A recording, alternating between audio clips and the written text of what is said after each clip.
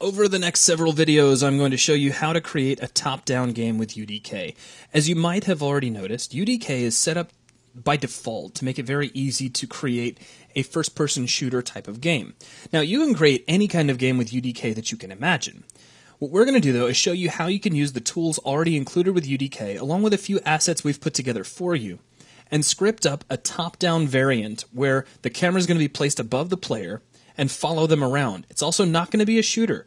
The player's job is to solve puzzles, avoid traps, and stay away from baddies that are trying to kill them.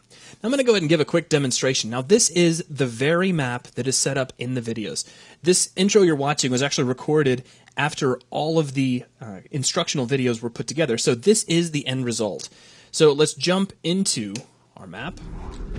And we have a little timer that's ticking down as we go. Now, because I'm sure you don't want to watch me fail at this game over and over, and this game actually is pretty difficult, I'm going to switch on God mode, just for demonstration purposes.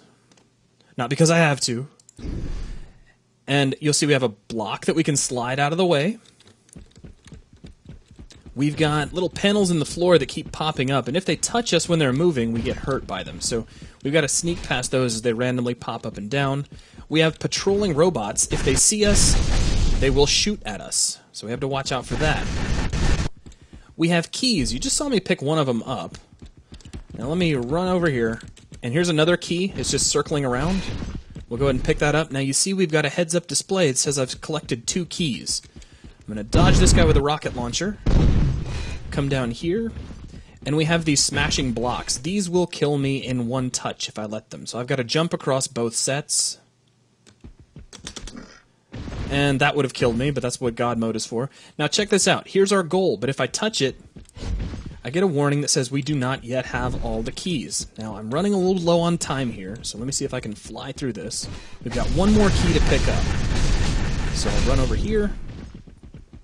Let's get around the robots. Get past the guy with a rocket launcher. 30 seconds left. We have 30 seconds. We have a countdown. Let me get across. Ugh, got smashed again. And now You have won the match. We win. And we get a fade out.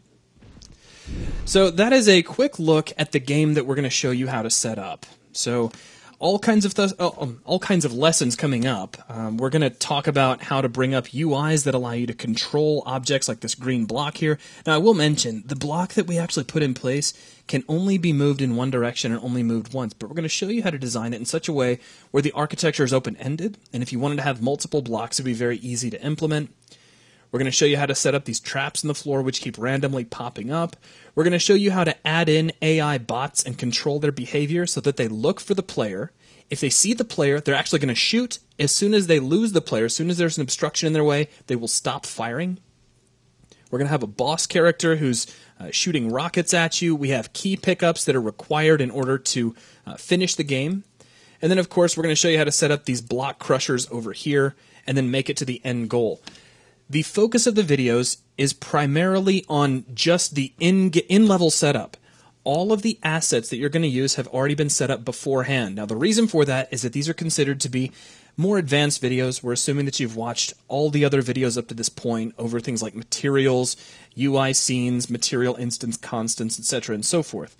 Now, what I'm going to do in the very next video is introduce you to the package that we're going to use that contains all of the assets you'll see as we move forward, and give you a quick rundown on what it is you're looking at, so at least you'll see the assets that we're going to be working with. So for now, let's go ahead and move forward. If you don't want to see the individual assets, you can skip the next video and jump right into the initial setup for the level itself. Whichever way you go is totally cool, and let's get started putting together our top-down game. In this video, I want to introduce you to the top-down test package, which contains all of the assets you're going to use to put together your top-down game. Now, we call it top-down test because really, this whole project is kind of a proof of concept. It's a way that you can see a method of going about creating such a game, and then use the techniques in these videos and apply them to your own variations of a similar game. So you'll notice that the package is broken up into several different highly organized groups. We have UI scenes.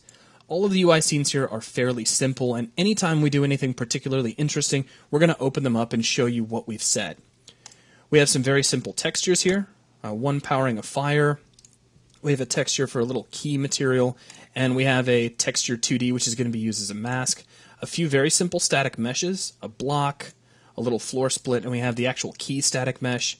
Some sound cues. Now, all of these sound cues were created using sound effects that are already included with UDK. So we've got the announcer telling us that we've lost the match. You have lost the match. Or won the match. You have won the match. And a few different countdowns to power our timer. 30 seconds left. And I'm not going to go through the 10, 9, 8, 7, 6 countdown, but it's all there. These are just straight up sound cues. If I open any one of them up, they're all built exactly the same way. It's just the sound effect itself plugged straight into the output of the sound cue. If you really wanted to recreate these on your own, it would only take you a couple of minutes. We have one particle system, which is actually a variant of the particle system that was created in our particle videos. Next, we have our materials. So you notice we have a material for our fire, a material for our block, etc., and so forth. And then finally, some material instance constants, which allow for some variation in our materials. All of the different types of asset you see have been created in some form or fashion, or types of that asset, or I should say assets of that type, have been created in the previous videos leading up to this. So if you want to know more about creating materials, we have videos over that. If you want to know more about setting up particle systems, we have videos over that as well. So everything is here. It's all ready for you to explore. If you'd like to dig through some of these assets and see how they were put together, feel free. But as we complete this level, we're going to move forward as if all of these assets were generated for us, and we're just going to focus on the level and the Kismet setup. And the reason for that, as you can see here, is that the Kismet setup for this game is pretty vast. We're going to show you how to create all of these nodes and give you the logic behind why they're doing what it is they're doing. So I have a lot of things to cover, and by giving you these assets on kind of a pre-made basis, it allows us to focus on how this game actually works. So without any further ado, let's go ahead and get started putting together our top-down game. Our first step for our top-down game is to set up some initial conditions, including the camera. Now I'm going to begin by going under View and opening up the World Properties. Let's go under World Info, and I'm going to make sure that no default inventory for player is checked. This means that the player won't get a gun, but more importantly, it means we won't have a crosshairs in our way. Now I'm going to jump into Kismet, and let's start off by creating an event that we can use to switch over to the camera. So I'm going to right-click, come down to New Event, and grab a player and then Player Spawned. Now, when the player is spawned, we want to attach a camera to them, and it would help if we had a camera in our scene. So I'm going to close out of Kismet, jump over to Actor Classes browser, grab the camera actor, close that. Now let's right-click here on the floor, and it really doesn't matter where you place this, but I'm going to choose Add Camera Actor here, and just to help me be able to find it, I'm going to drag this up into the air, up above the level. Okay, now, with the camera actor selected, let's go back into Kismet, and we're going to add an Attach to Actor action. So come under New Action, Actor, and choose Attach to Actor. Now I'm going to connect this from the player spawn to the end of the Attach to Actor. Now, for the target, we're going to use the player. So let's right-click, go down to New Variable, Player, and Player. Make sure you uncheck all players. So we're only talking to player 0, which in one space terms, we're actually talking about player 1. So let's plug that into target. Now for attachment, we need to use the camera. So I'm going to right-click, choose New Object Var using camera 0, and plug that into attachment. Okay, so we have attached the camera to the player. Now there's a couple other things I want to do as well. We're going to give the camera a target of the player at the same time. So let's right-click, go to New Action, Camera, and choose Set Camera Target. Plug the out of our Attach to Actor to the in of the Set Camera Target. Now, target is going to actually be player 0. We could make a copy of this variable, but I'm just going to go ahead and connect over like so, and the cam target will be the camera itself. Now, a couple of things we need to set up before we try this out. Come back over to your Attach to Actor, and we need to make sure that we use relative offset to move the camera up into the air, and use relative rotation to aim the camera down at the player. So let's take the relative offset. We're going to set Z to 768 to pull that up into the air. And then open up relative rotation. We're going to set the pitch to -90. Now, with just that done, let's go ahead and give this a quick test. So I'll go ahead and hit the play this level in editor window. And there we go.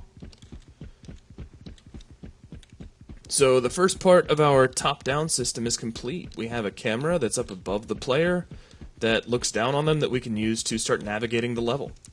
So at this point, let's go ahead and save the level out, and then in the next video, we will continue. Alright, so at this point, we technically have a top-down game, as boring as it is.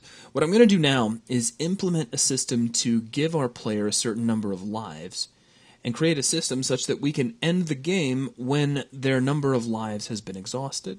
Now this is very easy to set up, so let's jump into Kismet. And for starters, here's what we've built so far. Our player spawned event has a max trigger count of 1. If you're not going to have any lives, you just want to play it once, and if you die, it's over, then this would be fine. But as soon as we want multiple lives where the player may be spawning multiple times, this really needs to be set to 0. Now I'm going to slide this back out of the way and disconnect its connection to the attached to actor. In between these, I'm going to insert a new condition, counter, int counter. Now what an int counter does is it takes in a variable, or it has a value, I guess I should say. It starts with a value in A, and it's going to increment that by a set amount. Each time it does, it's going to compare it against B. And as it reaches the criteria on the output side, you can have different things fire off. So maybe you start off with A equal to 0 and B equal to 1. If you increment by 1, A immediately becomes 1, so A equals B would be fired off. Just remember, it's going to do the increment each time you call on it. So yes, even the very first time you call on the int counter, it's going to increment, then it's going to compare, and then it's going to take action. Now let's go ahead and take the out of our player spawn and we'll plug this in. What we want to do is we want this to actually decrement. We want to increment by a negative number. So I'm going to set our int counter to -1. The reason we're doing this is that I want this to be an intuitive system. And intuitively you'd think, alright, well, I give the player a total of 5 lives. Each time they die, I take 1 away. And you could set this up in such a way where you could count up, but again, that would be a little bit on the counterintuitive side. So let's set up a variable. I don't want to actually hard code values in here. I don't want to have to dig very far to change the total number of lives for the player. So I'm going to right click on the A input and create a new int variable, at least for starters. So this will be the total number of player lives, and let's say we set this to 5. Now we're going to come over to B, and I'll right click and create a new int variable as well. This will be the point at which the player has exhausted all of their lives, or technically just beyond this point. Once they go past 0 lives, game is over. Now this means they have a total of 5 lives, because the first time we call on player spawned, we decrement and 5 becomes 4. We compare against 0. So we're going to count down to 4, 3, 2, 1, 0 for a total of 5 lives. Now you can change this to any number you like. You give the player 3 lives, you give them 100 lives if you like. Now what we're going to do is take while A is greater than B and plug that into our attached to actor. So as long as value A is bigger than our bottom value, the game can still go on. Later on, we're going to set up a system such that when A drops below B, basically when the number of lives goes below 0, we'll fire off something else that will end the game, but that's something we'll take a look at later. Now, one more thing. I really don't want to have to track down this sequence, find out where I stuck it, and then find this variable and change it just to change the total number of lives. Any important variable to gameplay, I want to store in a special location and access remotely via name variable. So I'm going to disconnect this. We'll select our variable, and I'm going to go ahead and give this a var name. So select the variable and set its var name property to player lives. And we're just going to slide this up and out of the way. Now down here, I'll right-click, create a new variable, which will be a named variable, and tell it to find the var name player lives. And there we go. So now it's kind of like a wireless connection where it's reaching out to this variable. Now at any point, we'll be able to set this up in a nice area where we can find it easily, and that's something we'll take a look at a bit later. So what's going on? Player is spawned. We immediately start off with a player's total number of lives, which gets decremented, and then as long as it's greater than B, which it is going to be at least the very first time, then we're going to attach to actor and set up our camera. So that gives us a player, a set number of lives. Now, currently this is difficult to test because right now we don't have any end game parameters. So we're going to go ahead and leave it at this. Let's go ahead and jump out of Kismet. Be sure to save your level, and then we will continue in the next video. We're now going to set up our end game situation. Basically what happens when the player finishes one way or another. Now this is going to be a very generic system, meaning that we can pass into it the screen that we want to show up. Basically, did the player win? Did they lose? If so, how did they lose? Did they lose because they ran out of lives and the game is just over? Did they lose because time's up and we need to tell them so? So, like I said, be a very generic, kind of an open system. So let's jump into Kismet. I'm going to grab our player lives and we'll get those out of the way. Now, let's start keeping our Kismet sequence tidy right off the bat. With the player live selected, let's go ahead and just tap the C key. We'll put this inside a comment called global variables. Now this is going to end up being pretty big by the time we're finished, so let's just make sure that's well out of the way. I'll go ahead and grab the rest of our sequences, tap C, and let's put this in camera setup, like so, and then we'll probably need to expand that as well, but it's a start. Okay, so our next step is going to be to create a brand new sequence, so make sure that you have nothing selected. Then right-click and come down to Create New Sequence. You should see 0 objects next to that. And we're going to call this End Game. Now, as soon as this is created, go ahead and double-click it to open it. Then we'll right-click, go to New Event, and choose Sequence Activated. So this is what happens when we fire an input into this new sequence we've made. We're going to name this input with the input label. Just call it End. Now, what I want to do, first thing, is reattach the camera back to the player. There are going to be a few circumstances in which we're going to give control of the camera off to some other camera in our scene, and in case that happens when the player dies, we need to be able to say, hey, go look back at the player because the game is now over. So let's jump up a sequence. So down here in the Sequences panel, I'll click on our main sequence. I'm going to hold down Control and Alt and drag a box around just the attach to actor and the set camera target as well as their 2 variables. Hit Control C, jump back into Endgame, and hit Control V. So now we've just redone our little attachment to make sure that we are now focused right back on the player. Now next we're going to toggle cinematic mode. So new action, toggle, cinematic mode. This just takes away control from the player in case they need it for some reason. That way they're not spinning the view in frustration or anything like that. They just don't have any more control. We'll go ahead and plug this into disabled. Actually, excuse me. Let's plug this into enable because we want to enable cinematic mode, not disable their inputs, which is going to happen as we enable. Alright, now we need to plug the player variable in here. So I'm going to grab player 0. And we could just tap right into that. If you want to make another copy of that, that's okay. Now, I will try as often as I can to make sure that wires between variables and sequences don't get too overlapped, but it's bound to happen sooner or later. Okay, next we need to open up some sort of a UI scene to tell them that the game is over, be it good or bad. So we'll right-click, go to New Action, come down to UI Scenes, and choose Open Scene. But what scene will we open? That's actually going to change depending on what's going on. If they run out of lives, we're just going to say, hey, the game is over. If they run out of time, we're going to tell them that time's up. If they win, we're going to tell them that they were victorious and they should be showered with money and cars and things. Well, probably not all that. Alright, so now from underneath our open scene, we're going to add a new external variable. So let's right-click, grab New Variable, External Variable, and we'll plug that into our scene. Now, if we select the external variable, we should give this a name other than default var. So grab the variable label, and we're going to call this scene. Now, here's the cool thing. If I jump back out to our main sequence, you can see what this did. Our little event for when the sequence is activated gives us an input called end, and now we have a variable input labeled scene. So that's all we're setting up. Okay, now we're going to put in a delay. So right-click, new action, miscellaneous, and grab a delay. And let's go ahead and set the duration of the delay to 2. And upon success of our UI scene opening, we'll go ahead and start up the delay, which is just going to hold us for 2 seconds. Now, what's going to happen when that delay is over? We're going to fire up a matinee that essentially is just going to fade the camera. So let's create a new matinee. Now, we need to go select our camera actor, but first I'm going to take our finish from the delay, plug that into play. Let's close out a matinee for just a moment.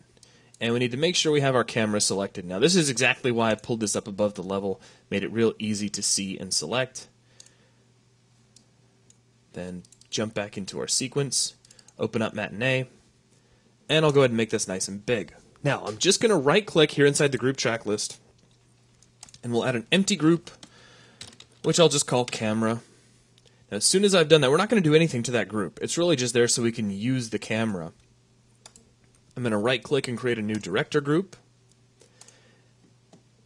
And then for our director group, right at the director track, the first thing we're going to do is just drop down a camera just by pressing enter, and it'll ask cut to group. Well, that'll be the camera group we just created. There we go. So now we've put the player's focus through that camera just to be sure. We have to do this in order to get the fade to work.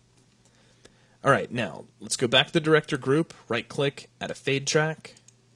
And here at the very beginning of our animation, we're going to press enter. Now, the fade on this is going to be set to 0. If you'd like to confirm, you can just right-click, set value, and you'll notice the value is set to 0. That means we're starting off with 0 fade. If you're not used to using fade tracks, you might get it in your head that fade should go from 1 to 0, because after working with things like materials and colors and whatnot, you've probably begun to associate 1 with white and 0 with black. But fade actually works in reverse. What you're doing is literally controlling the amount of fade. So a fade of 0 means you can see, a fade of 1 means you can't. Alright, so let's come over here to 3 seconds. And we'll drop down another key here on our fade track. Right click. Now let me set the value to 1. And just to make sure, I'm going to right click and set the time and make sure that's at 3 seconds. Now, we want to make sure that our matinee is only 3 seconds long, so I'm going to come in here to the red flag and drag this off to the left, and I'm going to zoom in really close and make sure this goes right over to 3 seconds. And there we go. So now we've got our 3 seconds long fade out. Now, we're done with the matinee now, so we can go ahead and close out of there. All we've done is taken the camera and faded it to black. So they're going to see the UI pop up, then everything's going to fade to black. Now, the only thing we're going to do now is send them back to kind of the beginning menu. So this is like an entire progression of what's going to happen when the game's over. So we'll right-click, go to New Action, Miscellaneous, open up a console command. So when the matinee is completed, we'll fire off a console command. Now, let's go into our commands. We'll expand, grab our first command, and we're going to say open space UT front end, which is an actual level. It's kind of like the opening menu, I should say, for when you first fire up UT. Okay, so now back into the main level sequence. We're going to create a new object variable that we're going to name endgame menu. So let's come over here to our global variables. Right click, new variable, object. And we're going to call this, come over to the var name. Make sure you don't change the object value. You want to change the the var name, not object value. Excuse me. Make sure that everybody understands that. So let's take var name, and we're going to set this to end game menu. And you'll know you get it right because the name should be in red underneath the variable. Now, let's come all the way over here. And I'm going to pull this actually just above our camera setup. We're going to trigger an event to make this happen. So let's right-click, come to Event, and grab a remote event. And a remote event essentially means that later on we can have many other activate remote event actions call on this, which, as I mentioned earlier, can mean that the game can end for a lot of different reasons. So let's give this a name, and we'll call this endgame under our event name. And we can just plug endgame in like so. Now, what scene are we going to pass into this? Well, we need to create a named variable to do this. So we'll right-click, come down to New Variable, and choose a named variable. Find var name, and remember over here we use endgame menu. So let's grab endgame menu. And we'll plug this into the scene. Now what this means is we're going to have to take this endgame menu named variable and set this to equal some UI scene that we're going to feed to the player, something to tell them why the game is over. Then the next thing we do after we set that variable will be to call the remote event endgame, which will end our game displaying that UI to the player. But we're going to set that up in the next video. For now, go ahead and save your scene, and then we will continue. We're now going to set up our game over screen. So let me pop into Kismet. What we're going to do is take the endgame menu variable. We're going to set that to a particular game over UI scene, play a sound telling the player that they've lost the match, and then we'll call on the remote event for endgame. So the first thing is I'm going to take my camera setup comment. We're actually going to change the name of this. Let's call this player and camera setup. I'll expand the size of it a bit. Now let's grab attach to actor and set camera target. And I'm going to right click, go to new action, and choose set variable object. We're going to choose A is less than B. Now if we take a look, that means if player lives goes below 0, then we're going to set our endgame menu to a game over screen. So let's grab this endgame menu named variable, hit Control C, Control V to duplicate that. We'll plug that into the target. Now for our value, I'm just going to right click on the input and create a new object variable. We need to set this to a particular UI scene that's already in the content browser. So let's close Kismet, open up the content browser, and if we take a look here inside our UI scenes, you'll see UI game over. Just to take a quick look at this, it's pretty straightforward. It's just the words game over in the middle of the scene. And we have display cursor set to off and pause game while active switched off in the flags for the scene in general. Now with that selected in the content browser, I'm going to jump over here to our object variable, and we'll click the Use Selected Object in Content Browser. So we've literally passed the Game Over screen into the End Game Menu variable, which is now ready to be sent into the End Game sequence. However, before we do that, let's play a sound letting the player know that they have lost. So if we close out Kismet and go back into the Content Browser, underneath the sound cues for our top-down package, you'll see Cue Game Over. And if we sample this, You have lost the match. it's just the announcer telling the player that they have lost. So we'll close out, go back into Kismet. I'm going to right-click, create a new action, jump down to Sound, and we'll choose Play Sound. Over in the Play Sound property here, we'll just click to bring in the Game Over sound. From out of Set Object Variable, we want to play the sound. Now, from the out of this, we want to call our End Game event. So I'll right-click, go to New Action, Event, and choose Activate Remote Event. Expand out my comment box so things look nice. And we need to just make sure we plug into the event name Endgame. So now what's happening is that as soon as our lives, duck down below 0, we're setting our endgame menu to UI game over, and then we're playing a sound, and then we're activating our remote event endgame. The remote event endgame calls on this endgame sequence. Now what's that going to do? Well, that's going to make sure the camera is sent back to the player. It's going to enable cinematic mode. It's going to open up whatever scene was just passed into it, in this case the game over screen. It'll wait for 2 seconds, and then it's going to fade the camera out to black, and then it's going to take us out to the main menu. So now we can see the entire flow. Now back here inside of Kismet, the last thing I'm going to do is grab our remote event endgame and all of this stuff up here. Let's put this into its own comment, which we'll call endgame. And we'll just kind of move this, all of this, a bit up and out of the way. So now we can zoom back. Now, it will mean that things get spaced out pretty heavily, but I like to make sure that I can zoom back pretty far and things don't overlap too terribly much. So we're just going to do something about like that.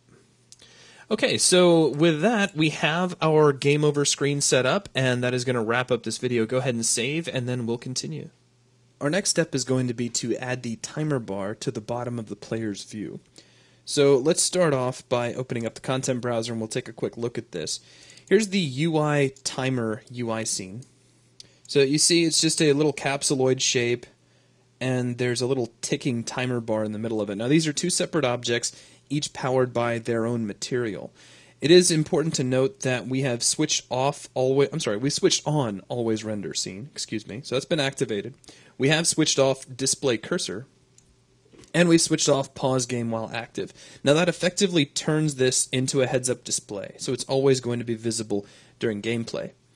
So let's close this out. We'll take a quick look at the materials applied.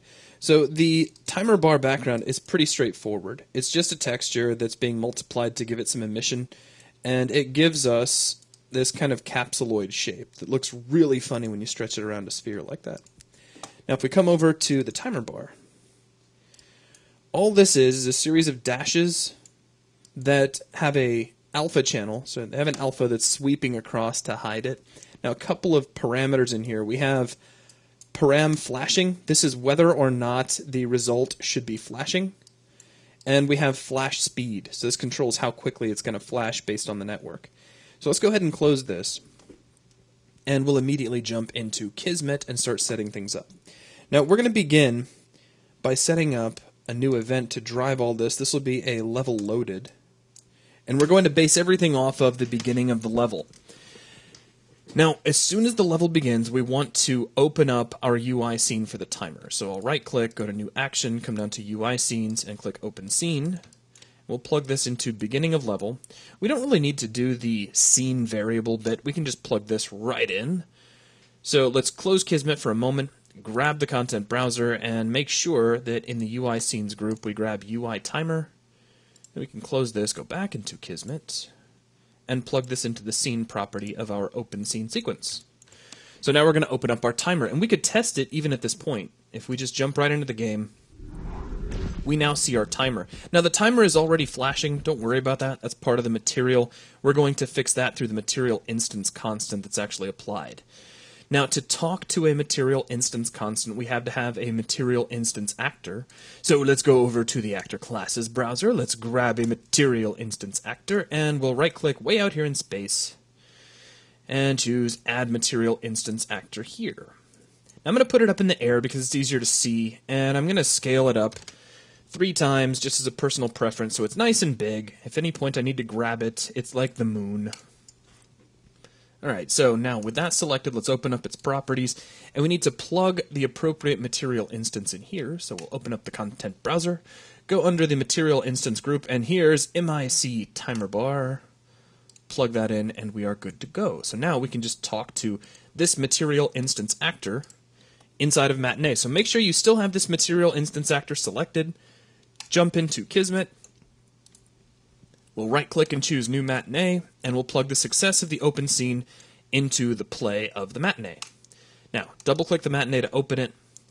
Immediately right-click and create a new empty group, which we will call Timer Bar Mat. And click Enter. Okay, so now we're going to add a couple of parameter tracks to this. So go ahead and right-click, and we'll do a new float material param track. In the param name, put flashing, because that is the name of the parameter that we're talking to. And at 0, at time 0, go ahead and press Enter. Right-click, make sure the value is 0. It should be by default, but as a habit, I always double-check that sort of thing. Now, I'm going to send this up to the curve editor. So click on the little tiny black box at the end of the track itself. Select the key up here in the curve editor, and make sure you click on the constant tangent type button. That means we're going to hold this value until the next keyframe. Now the next keyframe is not going to be until 90 seconds later. The whole game is going to have a 120-second time limit, and at 90 seconds we're going to have the announcer give a 30-second warning. So I'm going to zoom way out, grab our little red flag for the end of the sequence, and pull this out to about 120. In fact, pull it out to exactly 120, because currently I'm snapping to half a second, which makes that a whole lot easier.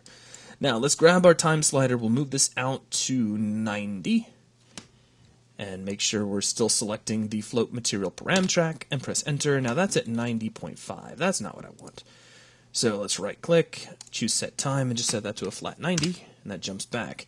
Now right click it again, set the value to 1, and you'll notice up here in the curve editor that we held 0 all the way to this point and immediately jumped up to 1. That's going to activate flashing like a switch. Now come back up to your timer bar matte group, right click, add another float material param track. And for the param name, we're going to use flash speed. We're going to start off here at 90 seconds and select the float material param track for flash speed. Press enter to add a new keyframe. And we're going to right click and make sure that the value is at 0. This means as soon as we start flashing, our overall flash speed is going to be 0. As we progress forward in time up to 120, we're steadily going to get faster. So slide all the way to 120, add another keyframe, right click and set its value to 8. So we'll just keep going faster and faster and faster and faster until time is up.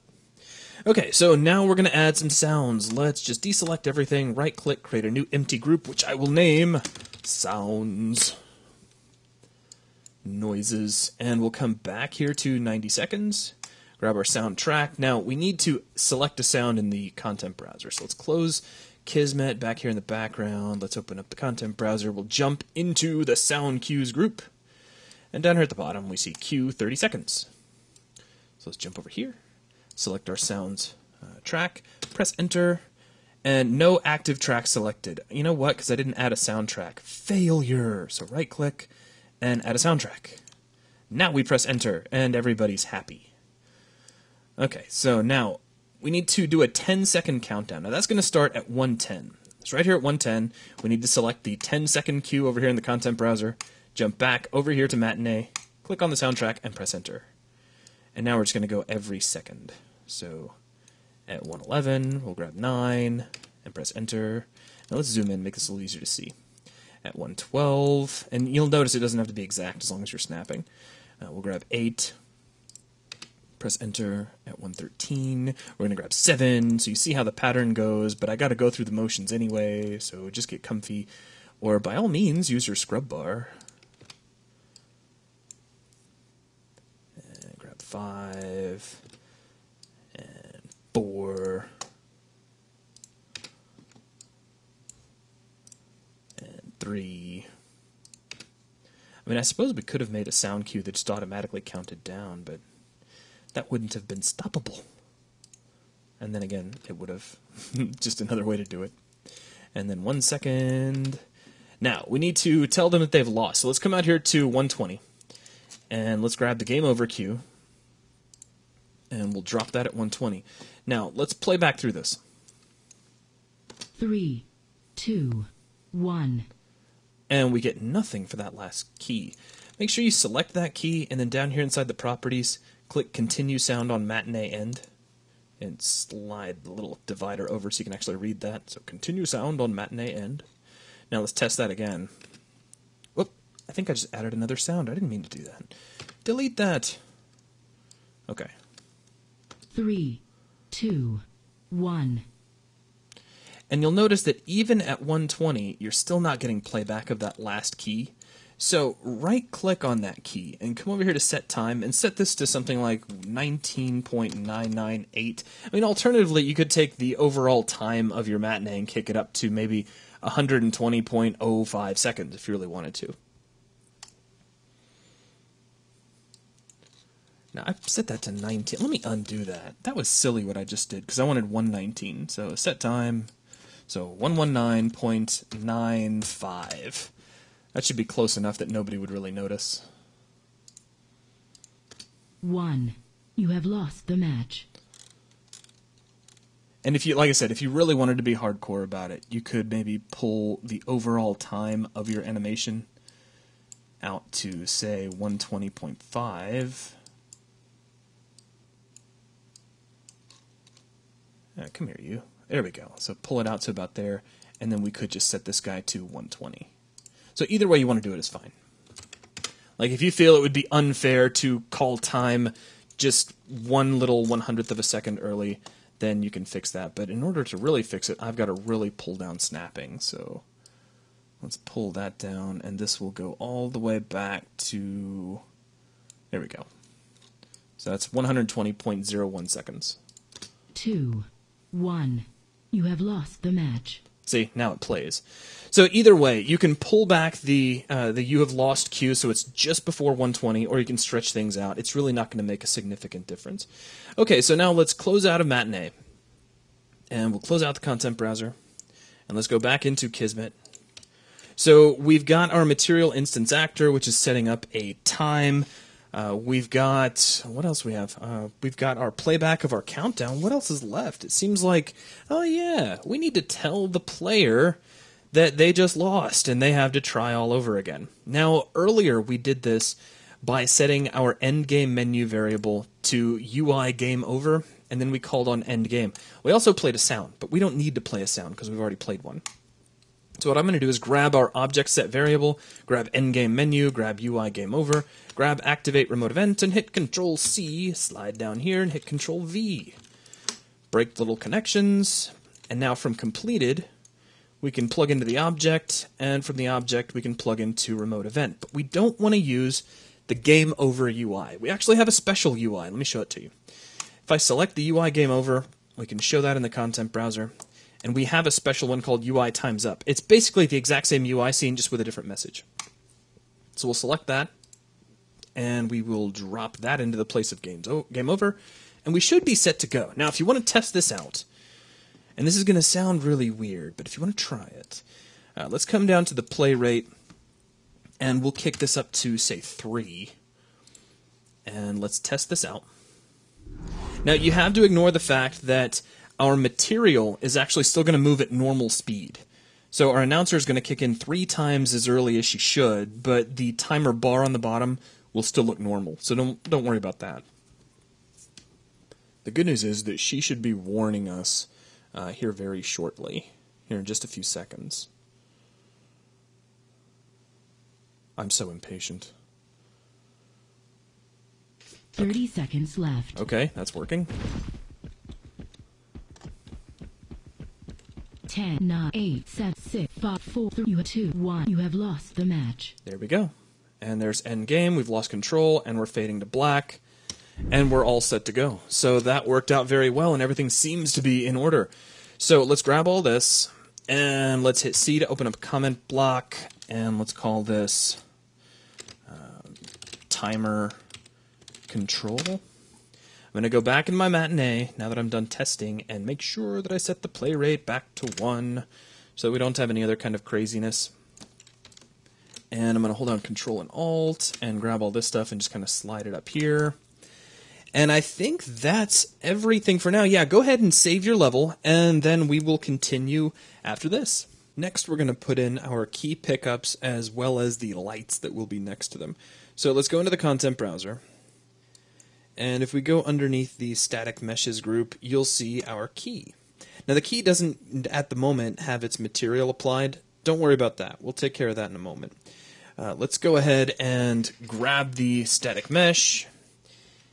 And the first key is going to go right over here in this little alcove. Now, you can put these really wherever you want the player to go get them. But if we get like a bird's eye view coming around the corner, we're going to put one up here in this alcove, and then another one over here in this alcove, and then one way up here on the other side. But you've got some creative freedom here. So let's right-click, and we're going to go to Add Actor and add this as an interp actor. And there it is. Now, if we want to go ahead and apply the material to this, let's go ahead and jump into the content browser.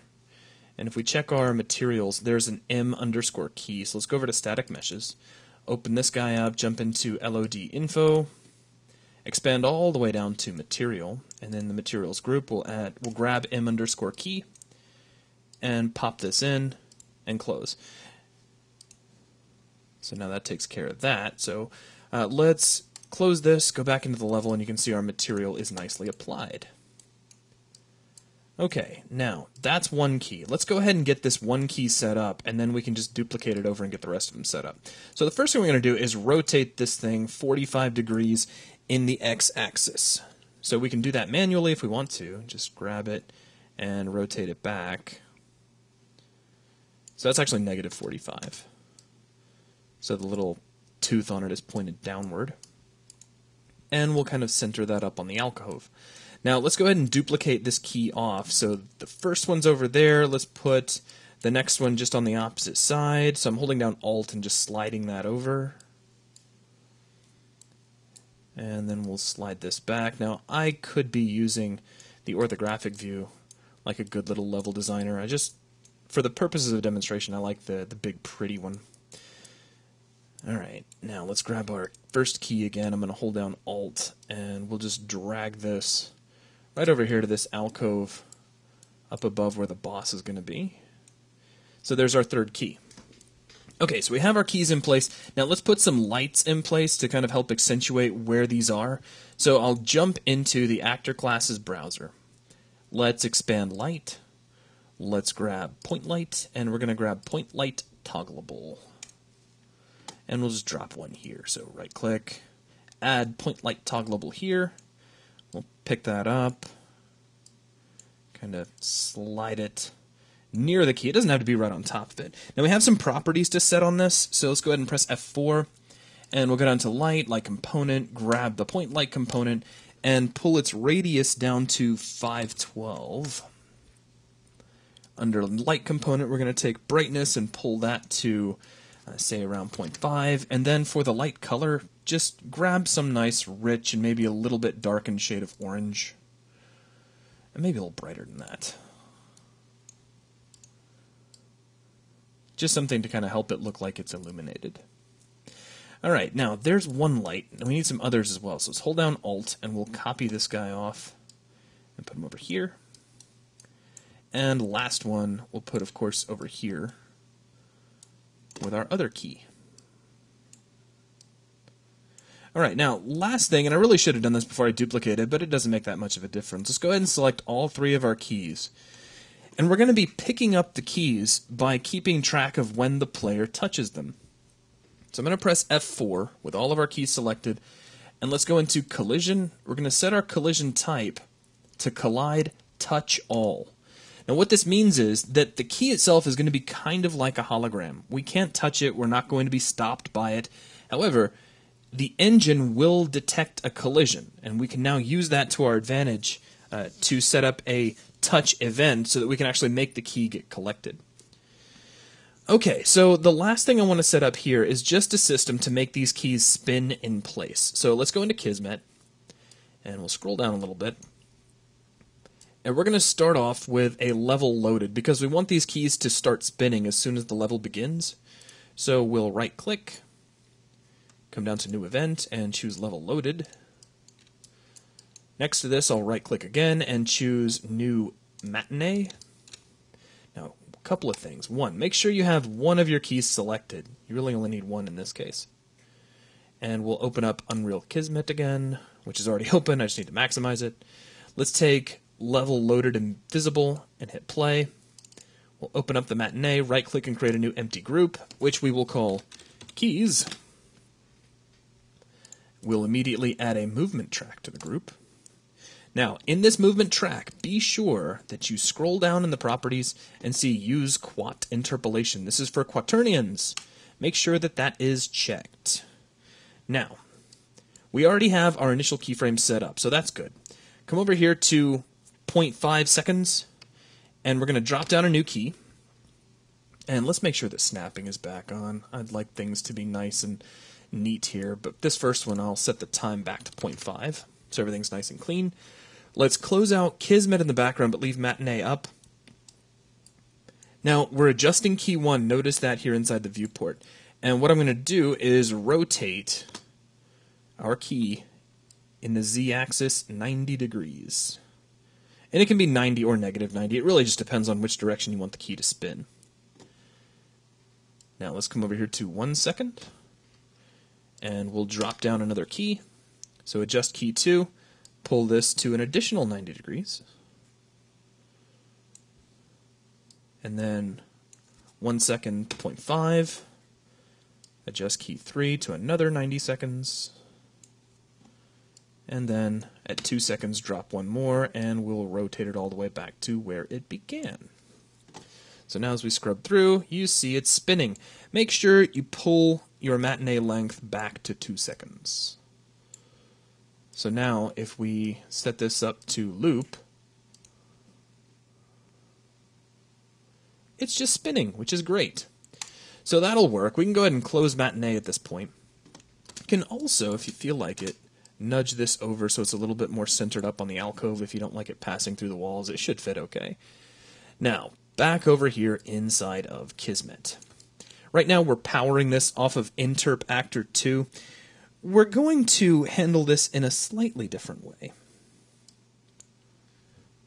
We're not just going to use just this one Interp Actor. Of course we want to grab the others as well. The cool thing is we can just grab the other 2 that we left out, jump back into Kismet, excuse me, and just add these in as object variables. So with them selected, you can just choose create object vars using Interp Actor, etc. And we can plug these in. So now they will automatically pay attention to that animation that we've already set up. Now I should test this out real quick. So let's go ahead and close, and I'll just jump into the level. And our lighting will need to be rebuilt, so keep that in mind. Now, check it out. Our keys are not turning. Why is that? That is because we have a single checkbox we need to set up. So let's grab our matinee, and if we scroll down, there's B looping. Or it's just looping. The B's not there. It used to be a long time ago. And let's go ahead and plug this in. At least I think it used to be. I'm used to a lot of those old Boolean variables having a B in front of them. And check it out. We have spinning keys. Now, they don't do anything. We haven't set up that behavior yet. But the keys themselves are working, so go ahead and save your level, and we will continue from here. Now, in between the videos, I am going to reach up here and click on the Build All button, and you may wish to do the same. But that will wrap things up for this video. Thanks a lot. Moving on with our key setup, the next bit is going to be to add some behavior when we touch these keys. So we'll start off with any one of them. Just fly over to any key that tickles your fancy, grab it, and let's jump over into Kismet, and we'll come down right underneath our little key spinning action here. And let's right click, grab new event. Actually, let's do a new event using Interp Actor 2, and we'll just do a touch event. Just be easier to set up that way. Alright, now we're going to do 2 things. One, we're going to toggle our light to be off. Then we're going to toggle the visibility of the key to be off as well. So let's do that first. We'll just right click, come to new action, toggle, and just do a basic toggle for the light. So on touched, turn off. Now we need to grab our light, so we'll close Kismet for a minute. We'll grab our light, open Kismet, right click, and add the object. Now we need to toggle off visibility for the key. So we'll right click again, grab new action, toggle, and do a toggle hidden. Choose hide, plug that into touch, and now we just need to grab our key. Make sure we get the right one, which I'm going to do just by selecting it here in the viewport so that I make sure it's the proper one. Right click on the target input and create a new object variable for it. So cool, we are now switching off the visibility of our key, which is exactly what we want. Now we can go ahead and set up the same system for our others as well. So let's do this real quick. Let's just grab all of these actors.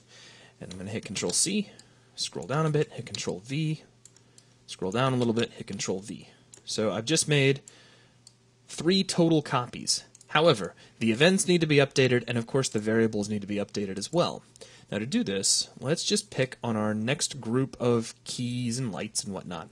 We'll start off by selecting the key. Let's jump into Kismet once again. Now, notice that we have Interp Actor 2 Touch. Right-click on this event and choose Assign Interp Actor 0 to event. So that fixes that. We can also do the same thing here with the variable. We can assign Interp Actor 2 to the variable, or Interp Actor 0, excuse me.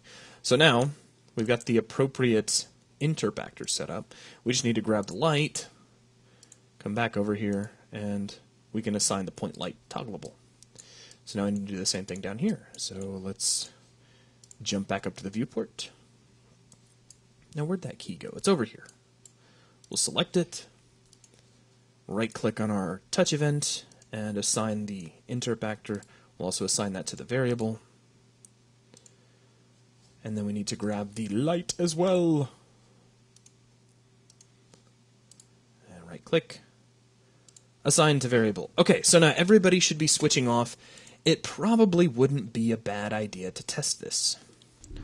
So we'll jump into the level. And I'll quickly run around.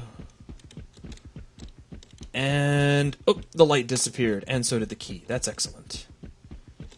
And, oh, the light disappeared, and that's also excellent. And the light disappeared again. So that's perfect. That's exactly what we want. So with that tested, let's go ahead and save the level, and then we will continue on with our key behavior after this. Okay, having our static meshes and our lights disappear is obviously not all we're going to need to do here. So let's set up some other behavior. I'm going to jump straight into Kismet. And what we're going to do is set up a system such that when the player collects a key, they're going to get a little bit of health, and then they're going to switch out for a UI scene. Now let's take a quick look at those UI scenes as well. So we have a UI scene here that has a single key, and then another one with 2 keys, and then a third one with 3 keys. And we're going to be swapping these out. So the first time they pick up a key, they'll see this UI scene. The second time we'll swap it out for this one. The third time we'll swap it out for that one. And then they will have kind of a visual indication of their inventory. Now, as soon as they have that third key, we're also going to set up an established internal variable that we can use in the system later, which basically says, hey, they've got all the keys, so now they can finish the game. So let's go ahead and close the content browser, jump back into not Matinee, but Kismet. We'll deal with Matinee later. Now, the first thing I want to do is heal the player when they pick up a key. So let's right-click, go to New Action, Actor, and we're going to choose Modify Health. Now, I'm going to take the toggle output. You can choose either one of either the toggle or the toggle hidden. I'll just grab the toggle. And we're going to plug the outs of all 3 of them into the ins of the Modify Health. Now, whose health are we going to modify? The player's. So let's right-click, go to New Variable, Player, and switch off all players, and plug that in.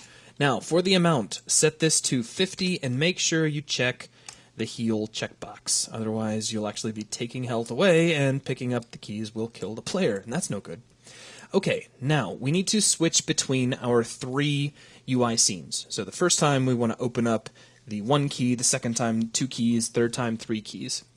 So we're going to start off with a switch sequence action. So New Action, Switch, and just a basic switch. Go ahead and select this, and we're going to set the link count up to 3, 1 for each UI scene. And go ahead and grab the toggle outputs and plug all 3 of them in, just like you did with the Modify Health. Now, let's right-click, and we'll create a new UI scene open action. And we'll just plug that into link 1. Now, let's get this set up with the appropriate UI scene. So I'll close out of Kismet for a moment, open up the content browser, make sure you select UI key 1. We'll close out, and let's jump back into Kismet. And we'll just plug this into the scene property. Now, I'm going to duplicate this action. So Control-C, Control-V, Control-V, make 2 copies of it, 1 for each scene. And we're going to need to update that scene property. Now, we could do that through the content browser, but the naming is such that you can just take the 1 at the very end and set it to 2. Grab the third one, and then take the 1 at the end, and this time set it to 3. And there you go. Now, we're not just going to plug these straight in. What we need to do first is close out whatever we had previously. So this is going to be a 2-step process. First off, we're going to establish a global variable for our scene. So let's right-click over here in our global variables area, create a new object variable, which I will name key scene, like so. Now with that set up, let's fly back down here, and we will create a new named variable, which we will name key scene, and we'll plug that into the open scene. So we just opened up UI key 1, and we're going to store that inside the key variable. Now, as soon as link 2 is called, the first thing we want to do is close whatever is stored in this variable. So let's right-click, go to New Action, UI Scenes, Close Scene, plug this into link 2. Now, for the scene input at the bottom, just drag a little pink wire up here to the guy that just got opened. So the second time around, we're going to start off by closing what was open a moment ago. Upon success of that closure, we'll open the next scene. See how that works? Now let's grab this closed scene and we'll copy it. I'll disconnect all the links. And link 3 will start off by closing what was open before. So what we need to do now, I'm going to grab our key scene and just make a copy of it. So the second time around, we'll also store the variable. The third time around, we will close what was stored, and we will open the third scene. So you see how the flow works? The first time the switch is called, we open up a scene and we store it inside this variable. The second time it's called, we close the scene that was stored inside this variable, and we open up a brand new scene, which we then store in the variable. The third time, we start off by closing whatever was stored in the variable, and we open the third and final scene. So now we're good to go. The last thing I want to do is set up a variable so that our system is aware that the player has all of our keys. So let's come back up here to the global variables, and I'll start making a column here. So let's right-click, new variable, a Boolean, which has a default value of false, and that's perfect. Take the var name and set it to B, has keys, like so. And we'll come back down here to our network, which is steadily growing. And we're going to right-click, new action, set variable, Boolean. So upon success of opening our scene, we're going to set a Boolean variable. What are we going to set? Well, we need a named variable that's referencing back to B has keys. So named variable, var name, B has keys. And we get a little green checkbox. This is the guy we're changing, so that has to plug into the target. What are we going to change it to? Let's right-click, create a new Boolean variable, which we will set to 1 or true. So we're setting B has keys to true as our final step. Now to test this, what I'm going to do is take our Boolean variable. And this is a really cool trick if you didn't already know about it. Take your object comment and set this to something like player has all of the keys. And I'll put a smiley face there just for effect. And then we'll take the output object comment to screen and check that. Let's close out Kismet and test the level. Still getting those black cinematic bars. I should switch those off. I think we'll do that next. Now, bink. Oh, we got a key up in the inventory. That's good. Yep, we got another key. How about the third one? We gonna get it? Yep. And check it out, player has all of the keys, and we even get a little smiley face for our effort. So now let's jump back into Kismet, and we can go ahead and switch off object comment there. I mean, you can leave that sort of thing on while you're debugging, but at some point you're going to want to switch it off, and I don't want to forget. Now, last thing, we had those black bars at the top and bottom of our view. If we jump back into the game, you can see these. It makes it look like we're watching a movie, but we're not watching a movie. We're playing a game, so we need to switch those off. Now, to switch those off, we just have to find our camera, which we cleverly stuck up in the air so it would be easy to find. Select the camera, press F4, and grab the camera actor, and you have constrain aspect ratio set to on. Kill that, switch that off, and then we'll ignore this aspect ratio property. The cool thing about doing that is that now when we test, we're just using full resolution. So now things are a little bit cleaner, and the view doesn't feel quite so constrained.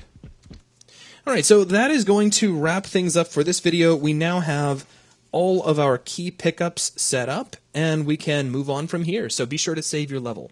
In this video, we're going to set up the end goal for our level. Now, what this means is we're going to take this little tiny alcove that's right after the fire pit, and I'll turn on the fire pit by clicking real time so you can see kind of where we are. We're going to set up a trigger volume here inside this area. Now, this trigger volume's job is just to check and see if the player did indeed pick up all the keys. If they did, then the game's over, they win, they can cheer and go home in victory. If they did not, then they've still got some work to do.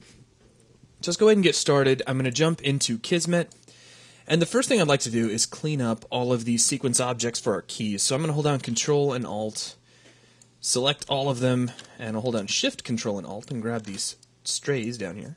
Now let's tap C, and I'll call this key space pickups without the extra Y in there. So there we go. Now that's nice and neat. Now, what I'd like to do is create a trigger volume right here in this alcove. So I'm going to select any one of these actors. It looks like I got the light right there, and that'll do. and I'm just going to click on the cube button. Now, it's only because I haven't been using the cube button for anything else, so it's still set to its defaults, and those will work great. I'll pick this up a little bit. It doesn't have to be flush with the ground at all. As a matter of fact, we may want to move it back a little bit. Just give the player a chance to actually enter this alcove. Not to mention that you're making it just a few units more difficult for them to complete the level. Now, with the brush in position, let's right-click, and we'll go down to Trigger Volume, and move the Builder brush out of the way. Go ahead and select your trigger volume, and let's pop into Kismet, and I'll right-click, and let's create a new event using trigger volume, whatever number it happens to be, and this will be a touch event. Now, the first thing we ought to do is set our max trigger count to 0. That's because the player could potentially need to use this multiple times. If they make it all the way here and they didn't have the keys, then they've got to start over.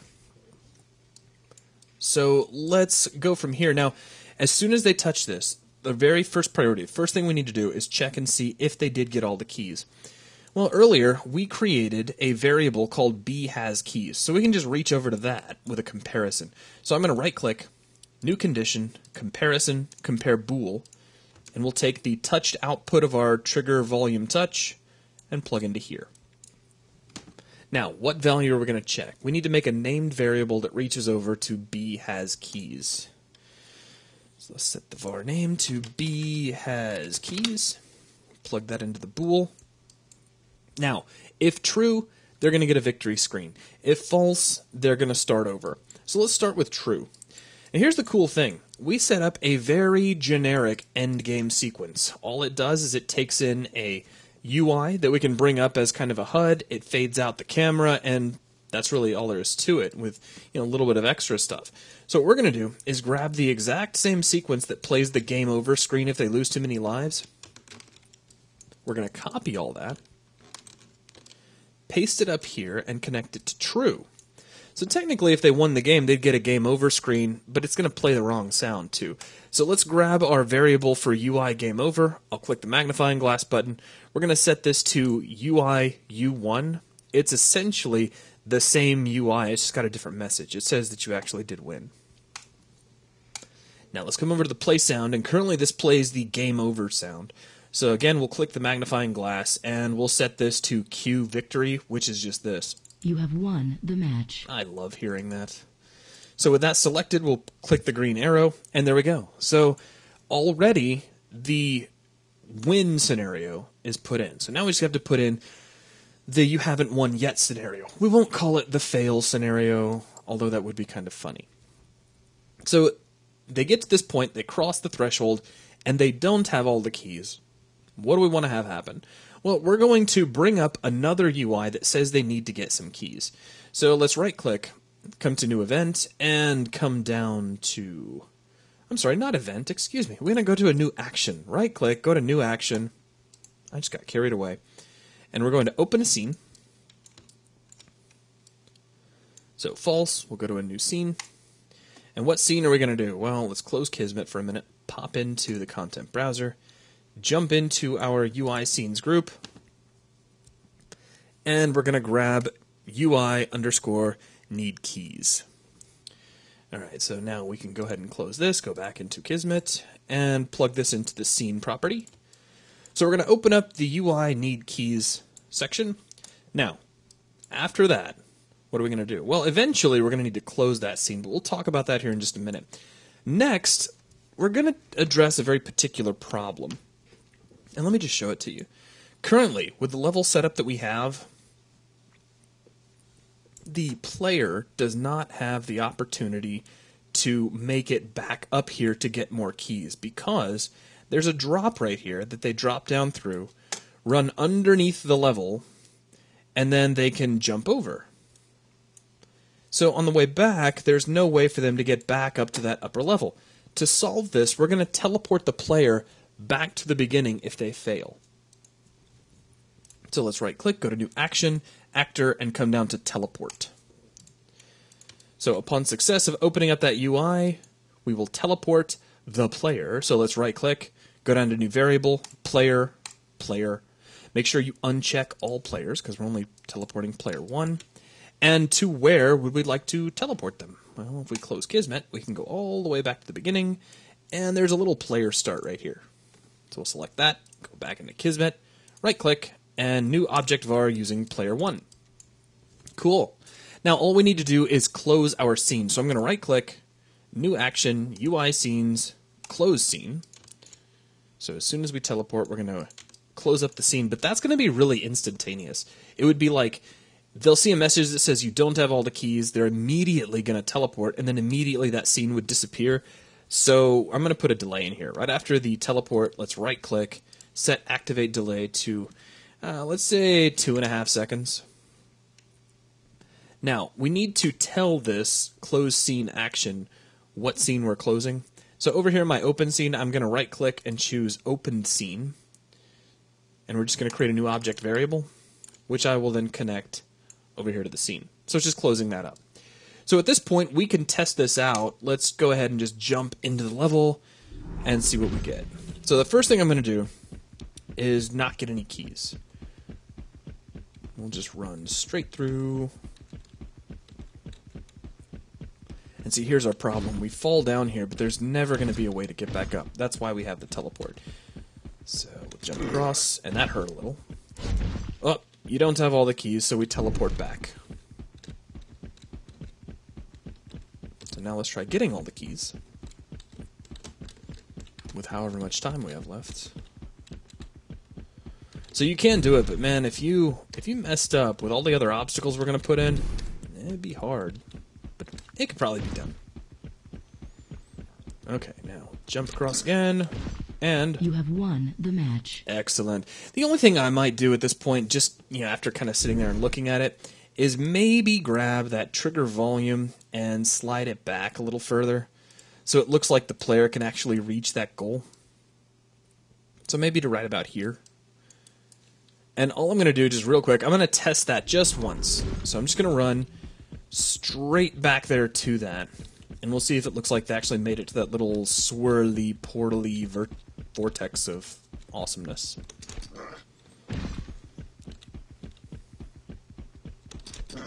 And boom. Oh yeah, that looked really good. So yeah, we'll go with that. So that sets up our end goal scenario. So go ahead and save your level, and then we will continue from here. Our next step is going to be to set up the sliding block that is going to be sitting right around the first corner of the level. Now this is a multi-step process. The first thing we're going to do is just get the block into our level. So let's open up the content browser, and we'll jump into the static meshes folder, and you'll see SM block. Let's go ahead and select that. I'll right-click here on the floor right in front of the little corner here, and we're going to add an actor as an interp actor. Now we need to scale this up, so I'm going to set our overall scale to 2.5, and then I'll scale down in Z slightly to 0.75, and you see that fits pretty nicely in between the walls.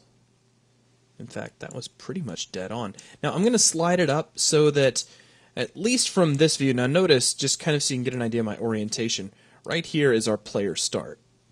So I'm going to slide the block up a little bit, so that at least in X, it's right here against the edge. That'll give it plenty of space that it can move to kind of get out of the player's way.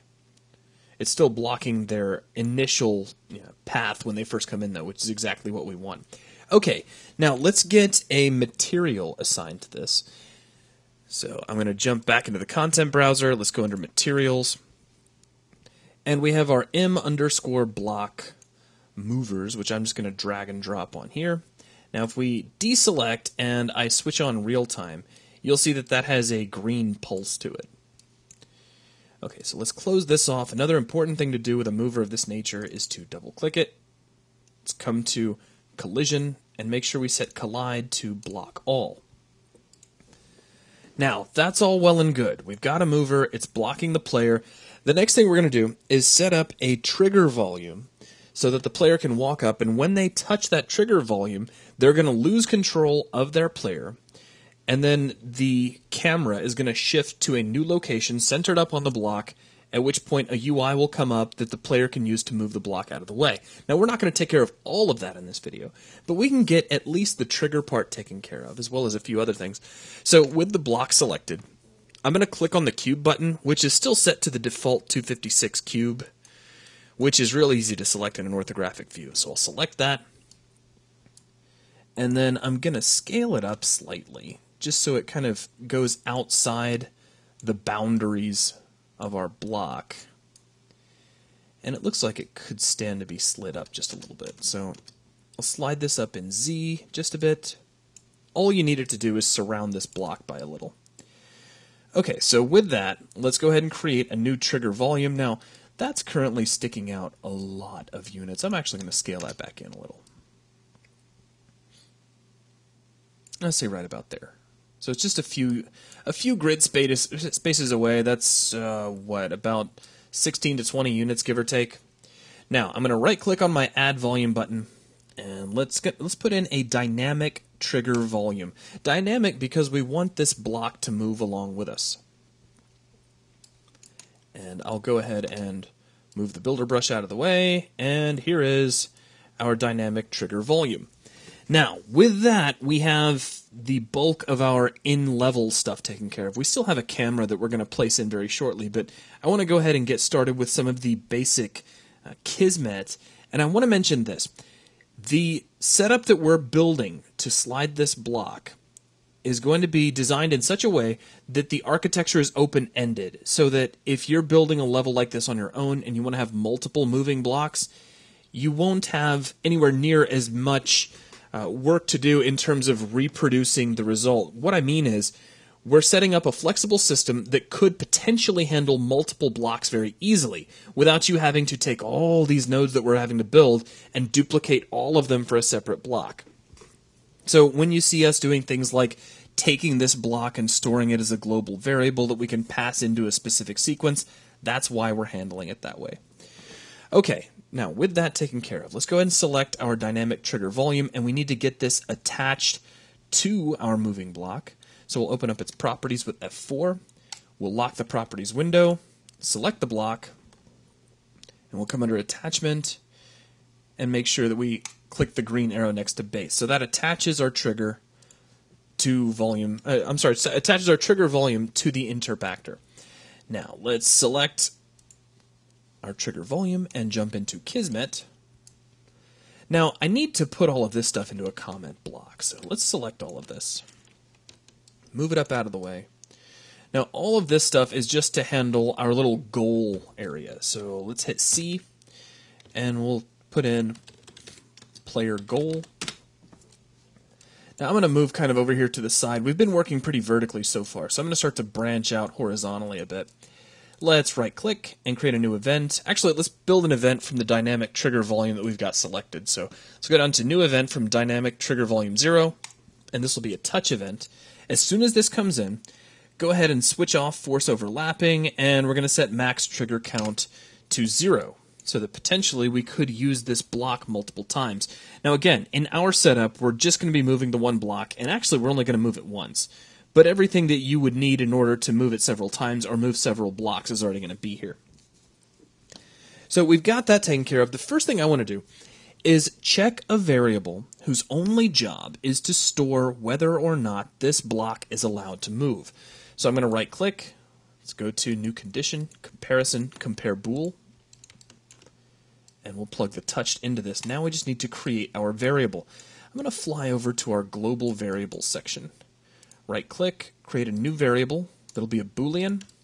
Let's give this a variable name of bCanMove underscore TV0, and that's short for trigger volume. And I'll set the default value of this to 1. So as soon as we start, the thing can move. Now, of course, over here we need a named variable to associate to that. So we'll right-click, new variable, create a named variable. And we'll call this bCanMove underscore TV0. And everything links up just fine. Okay, so continuing on with this kind of flexible architecture, at this point, if we can move, the first thing I want to do is pass the appropriate block into our system so that it can be moved. Now, I'm probably going to end up saying this way too many times, but our overall setup only is using one block, but it could use more. So the first thing I'm going to do is pass in a variable that stores our current block. So let's right click, go to new action, set variable, and this will be an object variable. We're going to plug this into true. Our target is going to be an open-ended global variable into which we could potentially pass any block we wanted to. So let's right click over here in our global variables area, create a new variable. It's an object type, and we'll set the variable name to moving block. Now back over here, we need a new variable to call on that. So this will be a named variable, and we'll set the variable name to moving block. So that'll be the target, but what are we going to set as the value? Well, let's close Kismet for a minute. Make sure you have the actual moving block interp actor selected. Back here inside of Kismet, we'll just right-click on the value input and set this to interp actor 3. So if they touch volume 0, we're going to be sending it moving block interp actor 3. All right, now at this point, we have fed in the appropriate block that is going to need to move. What I'm going to do here is go ahead and stop the video, and then we'll continue with the setup from here. Now, the next thing we're going to be taking a look at is how we can take control away from the player, how we can shift over to a new camera. All of that is coming up. So for now, go ahead and save your level, and then we'll continue from here. All right, let's move on with the setup of our moving block. So I'm going to jump right back into Kismet, and the very next thing we're going to do is take away control from the player. We're going to do this with a toggle input. So let's right-click, go to new action, toggle, and come down to toggle input. We'll take the out of our object set and we'll plug that into turn off. Now we need to specify the player here. So once again, we're going to right click, go to new variable, player, choose player, and switch off all players. Great, so now we've taken away control of the player. Next we need to set up a new camera that we can transition over to. So let's close out of Kismet. Let's open up the content browser, and I'm going to dock that and then reopen it, because apparently I had just a floating content browser there. So let's go over to actor classes. I'm going to grab the camera actor, close that. Now right on top of the block, I'm going to right click and choose add camera actor here. Don't click replace. Now I'll center the pivot up on our block. And then we'll slide this up into the air and open up the properties because I have some fairly precise positioning for this. We're going to take the location and make sure that Z is set to 384. And we'll take rotation. We're going to set pitch to -90 to make the camera look down, and then yaw to 180 to spin it around so that the side that is going to slide toward the alcove kind of becomes the bottom of our view. Now, we need to, move our camera, the view that's actually looking at the player, we need to switch over to this view. And then we need to lock that view such that that's where we're looking until we're finished. Basically, we're going to lock our player's view right here to this block. So let's head back over to Kismet. I'm going to right-click and create a new matinee. Now let's take the out of our toggle input, plug that into play. I'm going to double-click this matinee and set its overall time to just 2.5 seconds. So that'll be the very first thing we do. Now, let's create an empty group, which we're going to name camera.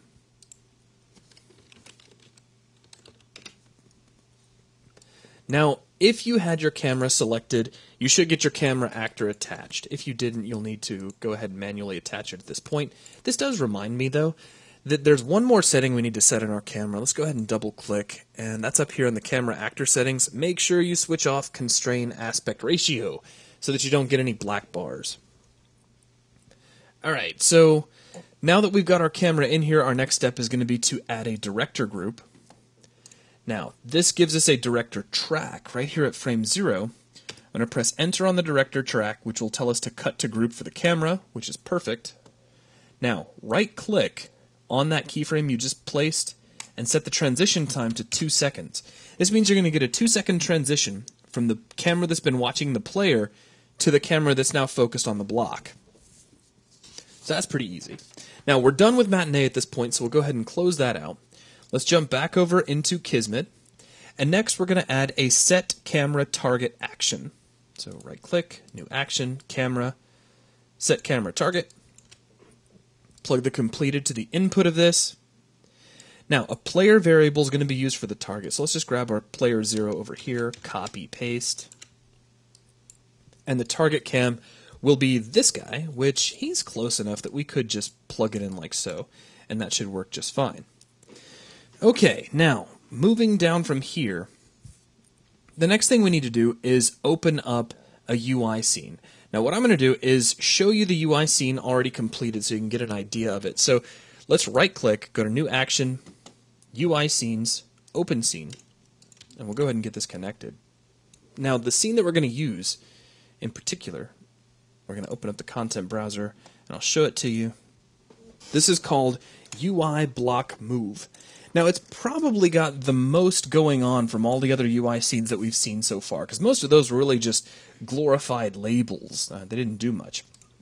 However, in this case, we have these 4 arrows, and if we double-click them and take a look in their focused area, we've got some stuff that's going on. Each one of these has its own activate level event, and they're all named accordingly. For instance, we have move down on this one, which is the down arrow. If we grab the right arrow and double click it and go over to its focus state, you'll notice that we have move right. So these have all been set up for us beforehand. Now the only other thing is if we grab the Kismet for the scene in general, which means if we deselect and just right click and open up the Unreal Kismet editor, and then we check out the focus state here, we have set the state input events so that we're overriding our escape key. Now I want to show you how to actually do this.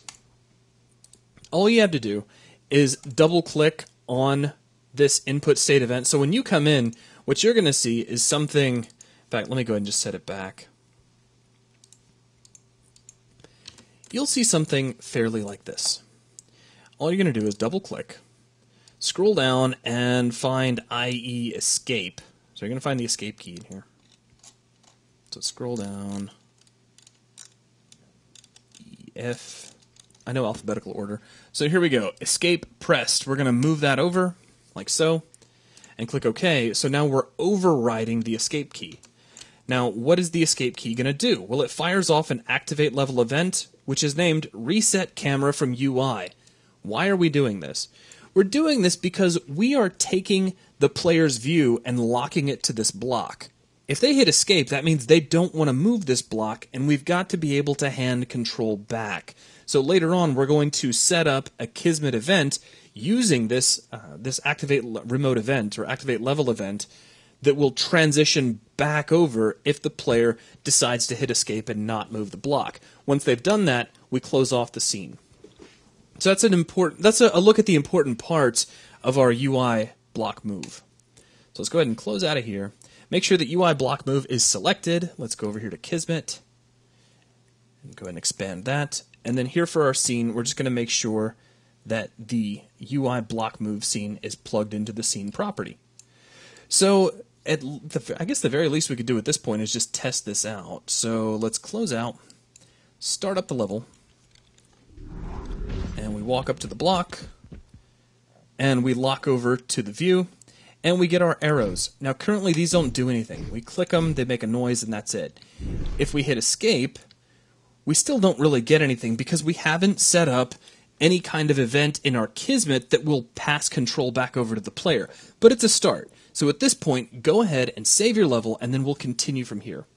We're almost done with the initial setup for our sliding block. So my next step is going to be to go into Kismet, and I'd like to store this scene that we've opened up for our block UI so that we can use it later when we get out of that UI scene, when we reset the camera. So I'm going to start off by jumping over to my global variables, and I'm going to create a new object variable. And we'll set the var name to block scene. And we'll fit that in like so. Now, back over here, I'm going to create a new named variable. And we'll set the find var name to block scene and connect this to the open scene output of the open scene action. So what happens is we take our UI block move, and then that gets stored into this variable for use later. Okay, now the last thing we're going to do is set up some initial conditions for this block. So back over here in our global variables, let me expand this a little bit. We're going to create some booleans. So new variable, boolean, and we're going to set the variable name to b can move up. And let me copy this off a couple times. So there's a total of 4 copies. And we'll take the second one, and I'll change the name to can move down. And then can move left. And can move right.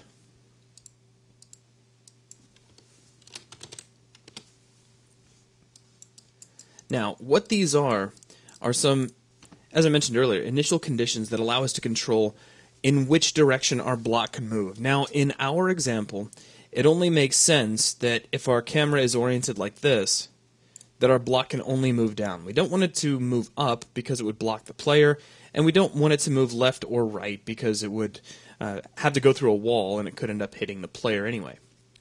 So let's go back over here to Kismet. And we're going to create some named variables for those globals that I just set up. So named variable, find var name, b can move up, and we'll copy that off. And we'll set the second one to down, and the third one to left, and the fourth one to right.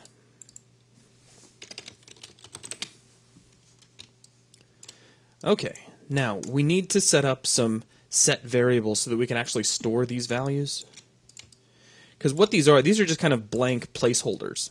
What we're going to do is set up a series of set Boolean variable actions that are going to actually plug values into these. So let's create a new action. Set variable, Boolean, and I'll just go ahead and make 4 of these total. So copy, paste, paste, paste. Now, into each one, just plug in the nearest named variable.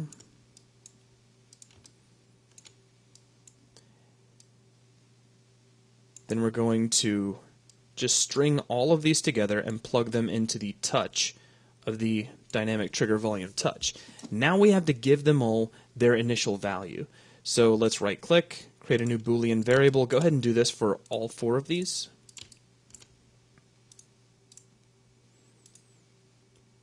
And in our case, since we can only move down, I'm going to take the one connected to B can move down and set that to true. And the idea here is that you would set this to true for any direction that you wanted your block to be able to move. Now, if you wanted to make multiple blocks, in the end, you would need to make multiple copies of this network, each with its own trigger volume touch, as well as making sure you associate the proper interp actor and the appropriate camera as well. So that is the basic setup for our movable block. So I want you to go ahead, close out of Kismet, save your level, and then we'll continue. Our next obvious step for creating our moving block is to make the block move. So what I'm going to do is start off here inside Kismet, and we've got this great system already in place that is taking our block, assigning it to some variables, setting up the initial camera, and then setting some initial states. So what I'm going to do is grab all of this. We're going to put in a comment called moving block initial state, and I'll put a slash there, and we'll put camera, because it's also handling the camera. Okay, now the next thing I want to handle is going to be our different moves. Now we're going to be able to move this block in all 4 of the compass rose directions, up, down, left, and right, or north, south, east, west, depending on how you want to look at it. Now, of course, in our case, we're really only going to allow the block to move downward, and that's actually defined here, where we go ahead and take B can move up, left, and right. We set all those to false, and we only set B can move down to true. So just keep that in mind. Now, the first thing we're going to do to make this block move is create 4 remote events to move the thing. So let's right-click, come down to New Event, and these will just be regular remote events. I'll set the first one to a name of Move Up. Now let's make some duplicates. So Control-C, Control-V, Control-V, Control-V. So there's 3 copies, 4 in total, and we'll just stack them up nicely. And we'll take the second one and we'll name it Move Down. Actually, let me just put down. And the next one will be Move Left. And the next one will be Move Right. Alright, so we have our 4 events all set up. Now the next thing we're going to do is as soon as these events fire, we're going to check and make sure that the block is allowed to move in each corresponding direction. So let's right-click, create a new condition, comparison, compare bool, and we'll actually be comparing against these B can move variables. So for now, let's just copy off our compare bool, make a total of 4 copies, 1 for each one of these events, and we'll just plug them all straight in.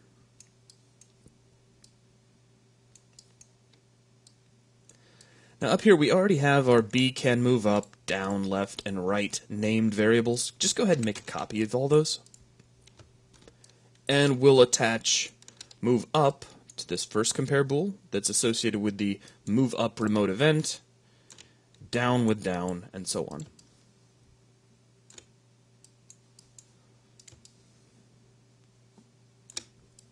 Alright, so the events fire, the first thing we're doing is we're checking to see if we're allowed to move. If we are, then we need to go ahead and move the block. So let's go ahead and set up a matinee. I'm going to close up Kismet for a moment, make sure that I have the insert backer block selected, and then we will jump back into Kismet. I'll right-click and create a new matinee. Now a couple of things we need to check on this. First off, check no reset on rewind, and check rewind on play. Now I'm also going to go ahead and give this an object comment. So let's grab the object comment. We'll call this one move up. And I'm going to leave some room between our event because there's actually some stuff we're going to put in the middle. Now if you don't do that at the outset, of course you can move it later, but this is just to remind you we've got some stuff coming up. Now let's open up Matinee.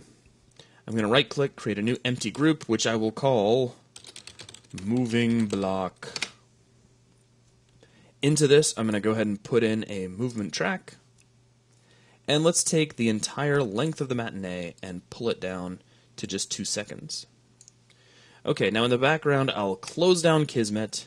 And the first thing we're doing is we're moving up. So we've got our first keyframe in place. Let's slide over to 2 seconds and press enter. And I want to slide the block up because that's what our first slide is supposed to do. I want to move this 256 units.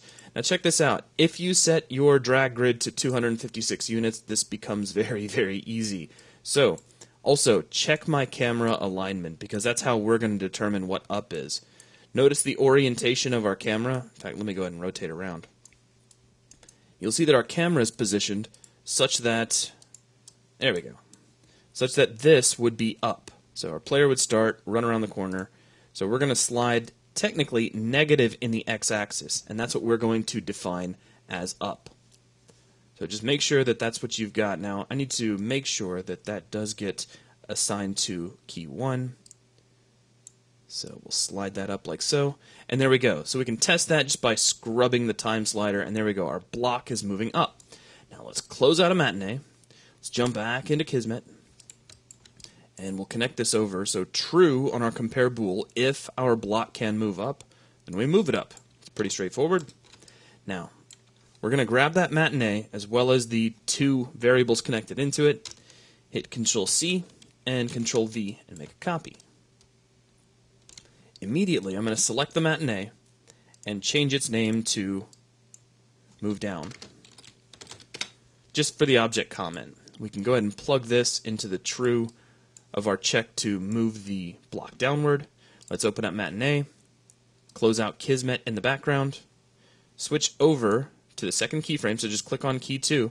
And watch this. We're just going to slide it back to its original position and then slide it down. So now if we scrub, we're sliding from initial position, sliding downward. All right, now we have to do that 2 more times. So let's go ahead and grab our matinee as well as what's connected into it. Hit Control-C. And this time I'll go a little bit faster. Let's go ahead and paste that in 2 times. Let's grab the object comment on the next one.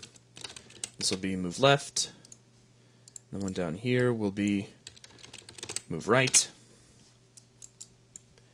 Connect these to the true of the compare booleans. And we'll start with move left. So let's grab that second keyframe. And we'll slide this guy back up to his original position and then move him left. And now the block is moving in that direction. Close out of matinee, open up Kismet once more, grab move right, put Kismet away in the background, select our second keyframe, put the block in its original position, and then move it right. So we have 4 individual matinees, each moving the block in its own corresponding direction. Pretty easy once you get done with it. Or I guess once you realize what we're actually doing, because you can't actually do this with just one matinee. We've got to have a different one for each direction. Okay, so now we've got everything up to this point set up and working. The next thing we're going to do is close out that UI that we had that brings up the 4 green arrows. So let's right-click, go to New Action, UI Scenes, and Close Scene.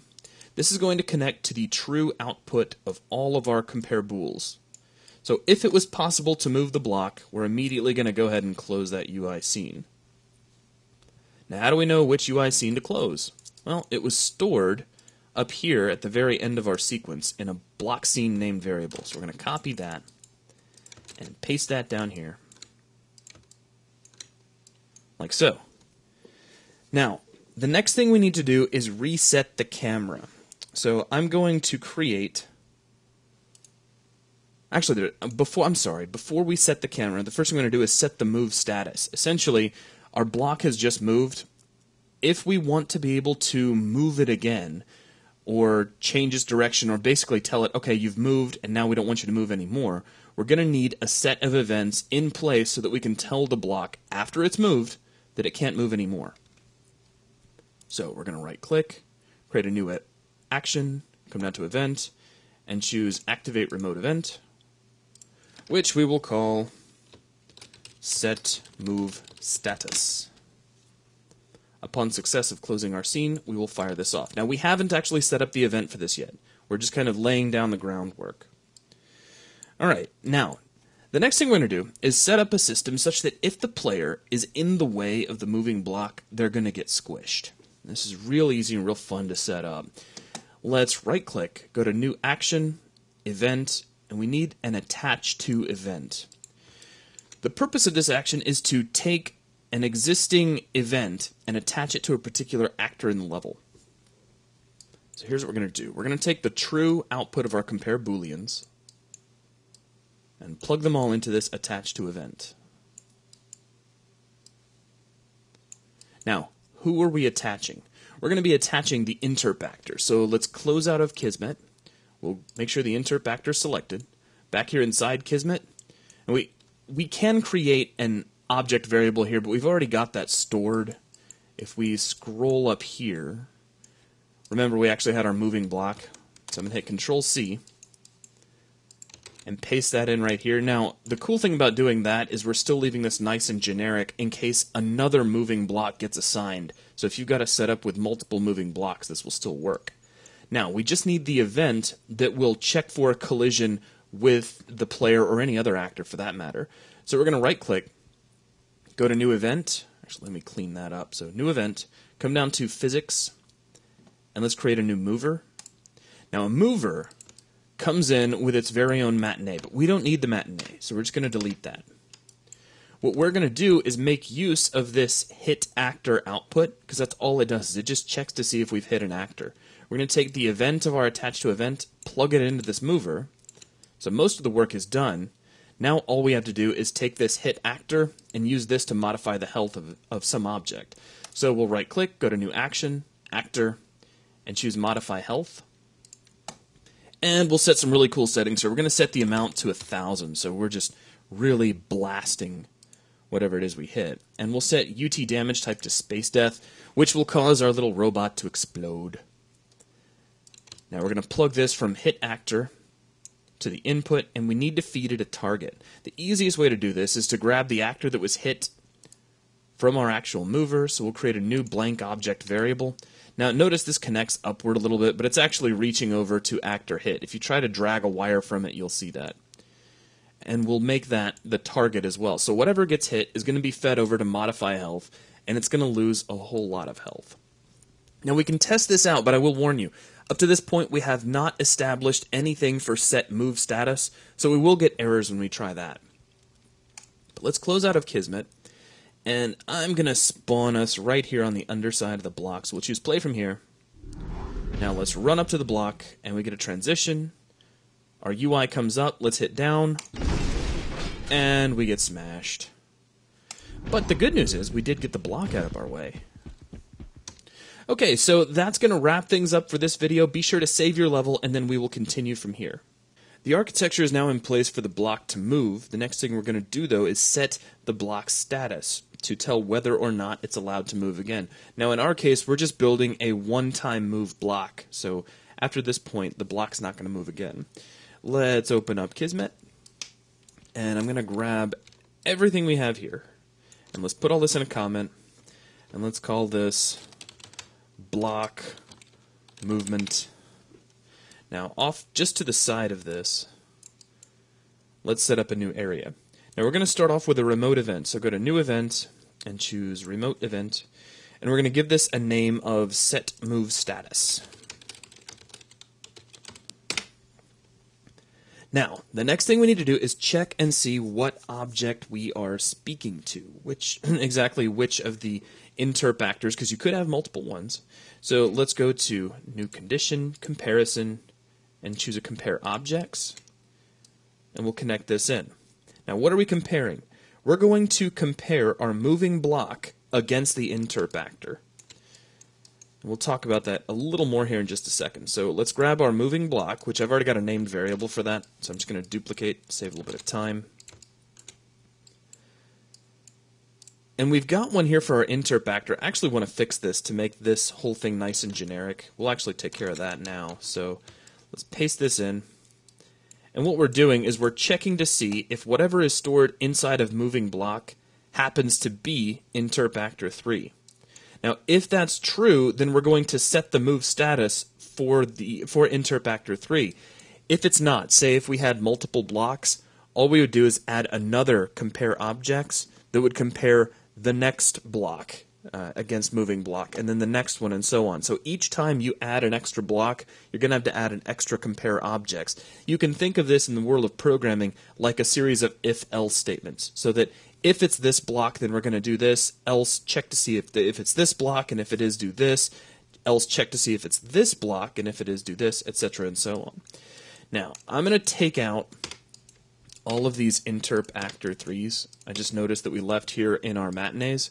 We're going to replace these with copies of our moving block named variable. That way, once again, this is left generic so that we could pass in any one of what could be multiple moving blocks. And it just cleans that up. Okay, now back over here. We've got our compare objects to make sure we know who we're talking to. And again, just to kind of drive the point home, if we did have multiple blocks, our end result would probably look something kind of like this, where if the block that we're comparing, the block that we just moved, wasn't interp actor 3, we would connect in another compare objects, which would actually compare it against another interp actor, maybe number 4, and then check again to see if it was number 5. And you just do this for all of the different blocks that you had, and eventually you would find the block that did just get moved, and you would use the true output to do something to it. Now let's talk about what it's going to do. So if A is equal to B, then what we're going to do is set a Boolean value. So let's go to New Action, Set Variable, Boolean. And we're going to create a named variable for our B can move TV0. Remember that? Way over here. We set this up early on. This controls whether or not that particular trigger volume is allowed to move. Now, we were checking against that very, very early when we actually touched the trigger volume in the first place. We said, hey, they've touched the trigger volume, so obviously they want to move the block. Can they move the block? Remember, we've got the B can move TV 0. I'm just going to copy that. We're going to paste that in right here because that's going to be our target. And now what we're going to do is set this to a value of false. So let's right click, create a new Boolean variable which already has a value of false. So what this is doing is saying, all right, we've now moved this block. We don't want to be able to move it again. So we're setting B can move TV 0 to false. All right, now moving on from here, we're just going to activate a remote event to reset our camera. So we've got a new action, event, activate remote event, which we're simply going to call reset camera. Because early on, we actually took away control of the camera and passed it on to a camera that is currently attached to the block. So now we need to set up the control system that will pass that control back over to the player's camera. However, at this point, let's go ahead and call it right here. So I'm going to go ahead and close Kismet, go ahead and save your level, and then we will continue after this. Our next step with our moving block is going to be to reset the camera. Now there's two circumstances under which we're going to do this. One is when the block is finished moving and we need to pass control back over to the player. And the other one is when the player walks up to the block and then suddenly decides, you know what, I didn't want to move the block yet, and they tap the escape key, which is already established in our UI scene. We're actually overriding the main function of the escape key so that we can use that as a way to give control back over to the player. So let's start off over here inside of Kismet. And we've already got this set move status. Let's go ahead and put that inside its own comment. So we'll tap C. We'll say moving block status. And we'll just leave that here next to our block movement. Now down underneath this, we're going to create a new sequence. So deselect everything, right click, and we'll create a new sequence, which we're going to call reset camera. So in short, we're going to basically build our own node that will handle this for us. So let's double click this to open it up. And the first thing we're going to do is create a sequence activated event. And we'll give this an input label of reset camera. Now, next to this, we're going to add a delay action, because this is not something that's going to be instantaneous all the time. When we pass our control back over to the player, we want there to be a delay. If the player just hits escape, then we want it to be instantaneous. And the way we're going to set this up, we'll be able to vary the amount of the delay. So let's right click, go to new action, miscellaneous, and bring in a delay. We'll plug this into the start. Now for the duration, we're going to create an external variable that will reach outside the sequence. Now let's set the label on this variable to delay amount. Now we need to select our main camera that we have in our level. So I'll close Kismet for a moment. And up here in the sky, we actually have our main camera. So let's go back into Kismet and come in here to our reset camera sequence. Now we're going to create a new matinee here. Now this is very similar to how we set up the initial control that handed everything over to our block camera in the first place. So let's just do a new matinee. We'll open this up, right click and create a new empty group, which we'll just call camera. Immediately we'll add a director group.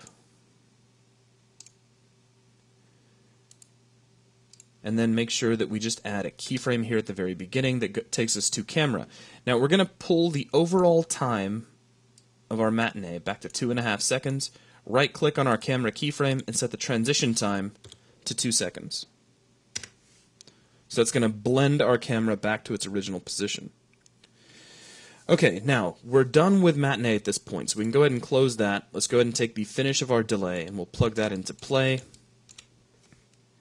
Now, we're going to create a toggle input action to give control back to the player, because earlier we took it away when they called up their UI. So let's right-click, go to New Action, Toggle, and Toggle Input.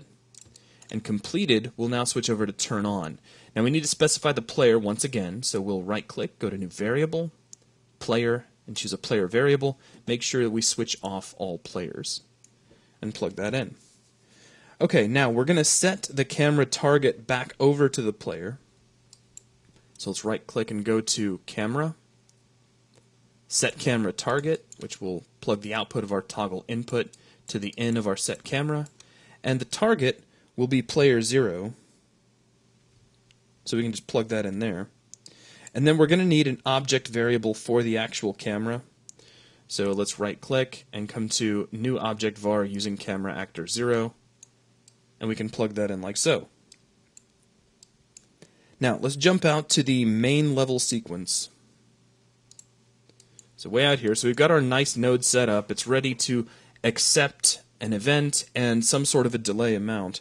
So we're going to create a brand new remote event, which we'll simply call Reset Camera.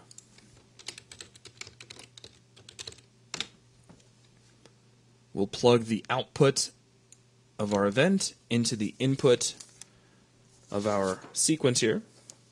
Now next, we're going to have to set up a variable to control how much of a delay there is. So what I'm going to do right after this, actually let's insert this right in between. We don't immediately want to call Reset Camera. First off, we're going to establish how much of a delay there is. So let's right click, go to New Action, Set Variable, and we'll set a new float. So this is what we'll actually plug in. And because we want this to be a varying value, we're going to make use of our global variables once again. So let's fly out here, come back over to our global variables list, and we're going to create a brand new global variable of type float. And we're going to give this a variable name of camera, get the tooltip out of the way, reset delay. Let's get that position. Let me take our comment block and expand that out a little bit so we're nice and neat. Now we want a named variable that references this, so we'll right click, create a new variable. This will be a named variable. And this will be camera reset delay. Now we just need to feed this some sort of a value. So this event is what's going to happen when the player has successfully moved the block. In fact, we see that here. They move the block, we set the status of the block, and then we call on reset camera. So we want this to have a nice, kind of a soft delay. So for this first one, we're going to set the value to 2. And of course, all I did there was create a brand new float variable so that we're now assigning our camera reset delay to 2. Now all we have to do is take this delay amount and connect this to our reset delay. So now we're calling on reset camera with a nice 2-second delay. Now, we have another circumstance under which we're going to reset the camera as well, and that's if the player hits the escape key. And we called that reset camera from UI. So if we back out,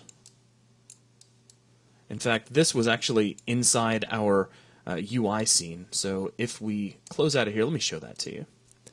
So we have UI block move. If we open this up and go to our Unreal Kismet editor, I'm just right-clicking out here in empty space, and go into the focus scene, you'll see that we are overriding the escape key, and we need to make sure that that's connected to an activate level event.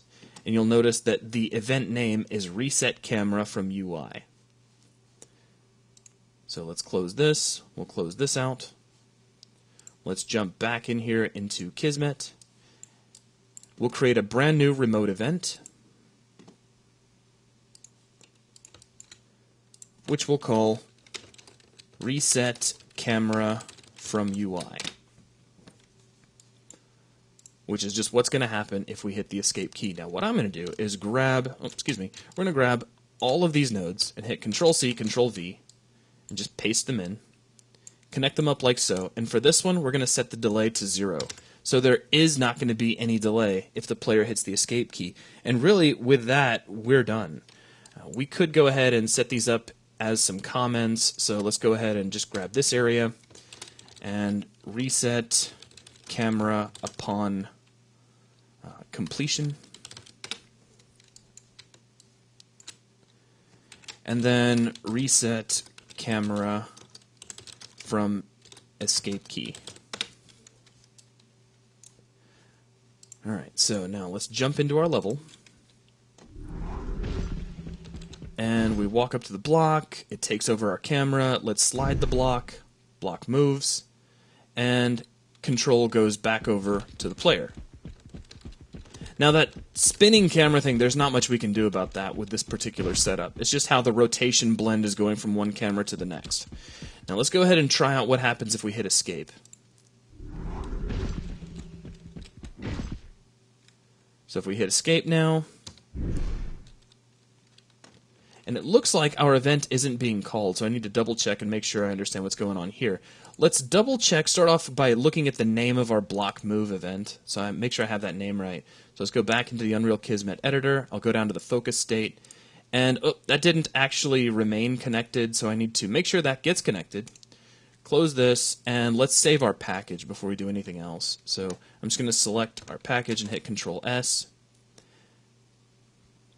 Now you probably won't have to do this on your end, but it's a good thing to check either way. So let's right click, double check one more time, and there we go. So now we have a connection.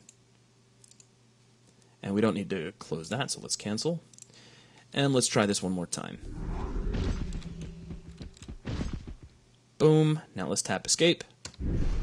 And it gives us control back. So now we can move again. And now we can move the block out of the way. And there we go.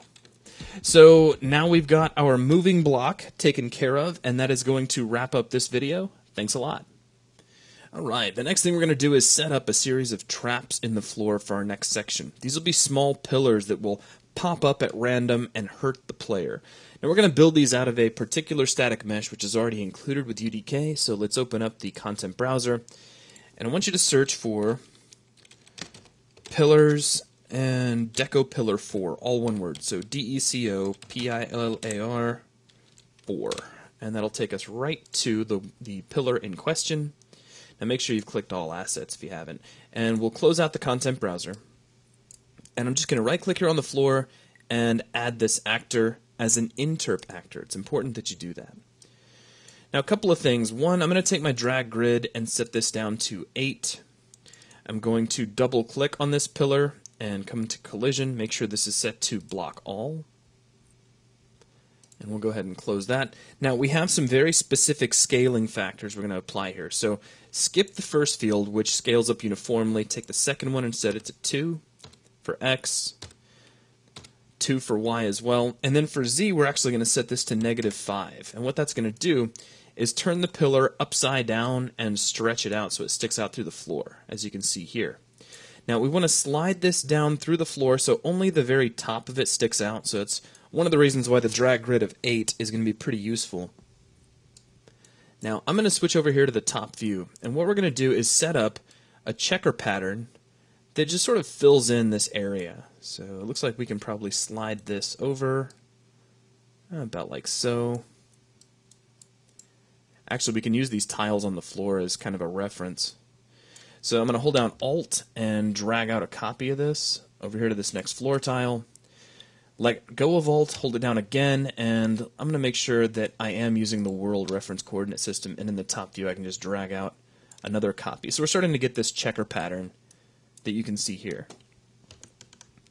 Now, I'm going to grab all 3 of these at once just to kind of speed things up. Hold down Alt and slide these up.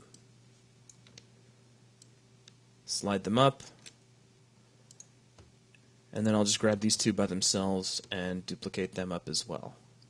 So now we have a nice field of these pillars. Now once we have this done, it's time for us to go into Kismet. But first, let's grab all of these pillars. Basically, we're going to store all of these pillars in a special kind of variable called an object list. So with all of them selected, let's go into Kismet. I'm going to come all the way over to our global variables section, and we'll expand this out a little bit further.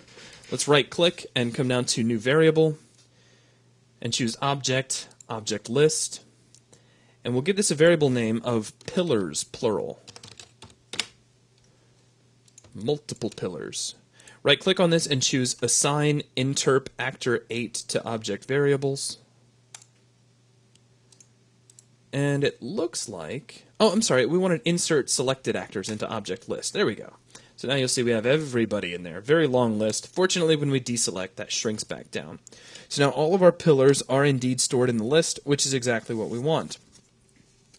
Now, with that done, our next step is going to be to create a new event to help us handle all this.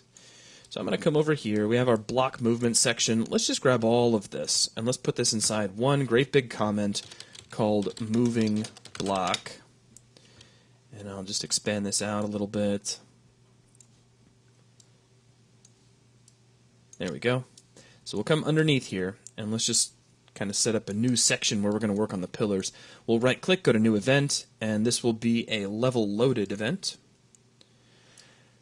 Now next to this, we're going to do an access object list. Basically, this action we're going to add in allows us to dig through that list we just put together and do something with the objects found within it. So let's right-click, go to New Action, Object List, and you'll see Access Object List. Now, upon level loaded, so loaded and visible, we're going to access, actually let's use beginning of level. So at the beginning of level, we're going to grab some random entry from our object list.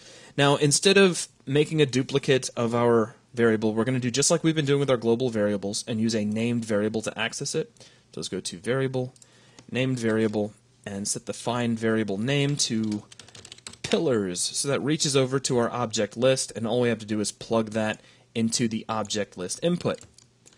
So now we're going to be accessing one of our random pillars. What we want to do now is store whatever pillar we just happened to access. So I'm going to start off by going back over to our global variables. We're going to create a new object variable and give this a variable name of active pillar. Now we're going to give a new named variable to our sequence over here that refers to that active pillar. So let's right-click, New Variable, Named Variable, and we'll call this active pillar. Plug this into the output object. Now the cool thing in this case about using the named variables is that we're going to be reaching into that list and taking out some random pillar, and we'll be able to repeat this over and over again to make different pillars snap up into the air and hurt the player each time.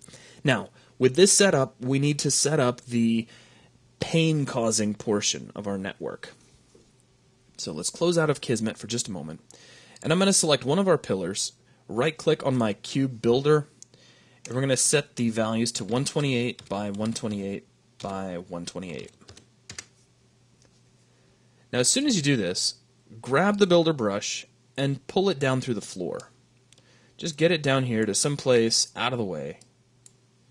And we're going to add a dynamic physics volume.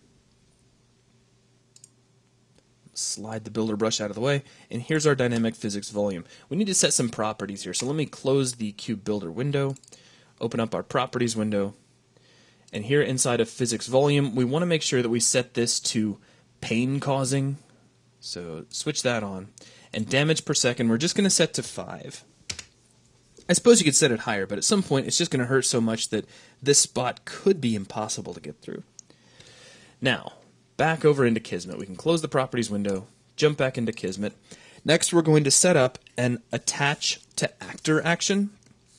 And what this is going to do is take our dynamic our dynamic physics volume, and it's going to attach it to one of these random pillars. So we'll right-click, New Action, Actor, and grab Attach to Actor. Take the out and plug that in. Now, with that in place, we need to determine who's going to get attached. So, a couple of things first. Here inside the Attach to Actor, make sure that we scroll down to the bottom of the properties and use relative offset. And we need to set the relative offset property to positive 64. And what that's going to do is attach this volume to the top of that pillar to make sure it actually does come in contact with the player. Now we're going to take our active pillar variable and attach that to the target. So that is the pillar that we're going to be attaching this volume to. Now what we need is an object variable that references that volume. So we can right-click and new object var using dynamic physics volume 0. And there we go. So let's take a quick look at the flow. So as soon as the level begins, we're grabbing one of our random pillars out of the list, and all we're doing is attaching our dynamic physics volume to that pillar right at the very top. That's all we've done so far. Now at this point, we just need to take that pillar and make it jump up into the air real quick. We're going to do that with a matinee. So let's close out of Kismet for just a moment and grab any one of these pillars. It really doesn't matter which one. We just need to have somebody selected so that we can work with matinee. So right here next to our attach to actor, I'll right-click, create a new matinee. Now, the only thing I'm going to set inside matinee, actually there's a couple of things. We're going to switch on rewind on play, and we're going to take the play rate and we're really going to crank it up. So we'll lift that up to 3 times. That way we can set up an animation that's relatively slow, and then we can control the speed of it as we go forward. So if we need these to pop up faster, we can just increase the play rate. So let's take the output of our attached to actor, connect to play, open up our matinee, and I'll go ahead and hide out Kismet back here in the background. Let's create a new empty group, which I will call Killer Pillar. Dun, dun, dun. And we'll add a movement track into this. Now we have our first key set up by default, of course. Let's take our overall animation time and let's pull that back to just 1 second. Now, at the very end of that 1 second, I'm going to press enter, and that's just going to drop a keyframe down that will automatically bring our pillar back to its start position. Now let's come over to about 0.15, excuse me. So at about 0.15, we're going to move this pillar up into the air to slam into the player. So right about here, let's press enter, and it snapped that all the way back. So let me actually delete that out. Cannot delete the first key. Okay, so it didn't actually put anybody in there. Let's make sure that we don't... Oh, yeah, I thought so. We actually had a hidden key in there. So let's just right-click on that, and we'll set the time to 0.15. And that's just because currently I have 0.5 snapping up there. Now we need to move our pillar up into the air. I'm just going to grab our Z translate on the translation widget, and we'll slide this guy up 208 units, like so. So there's our pillar popping up into the air to bump into our player and hurt them. Now you can play this back if you want to. Just remember that you are playing back at 3 times your speed, so boom. Actually, we're not playing back at 3 times our speed yet. We will be once we actually jump into the level, so if it looks a little slow, don't worry about that. Okay, so with that, we can close out of matinee. Let's go back into Kismet.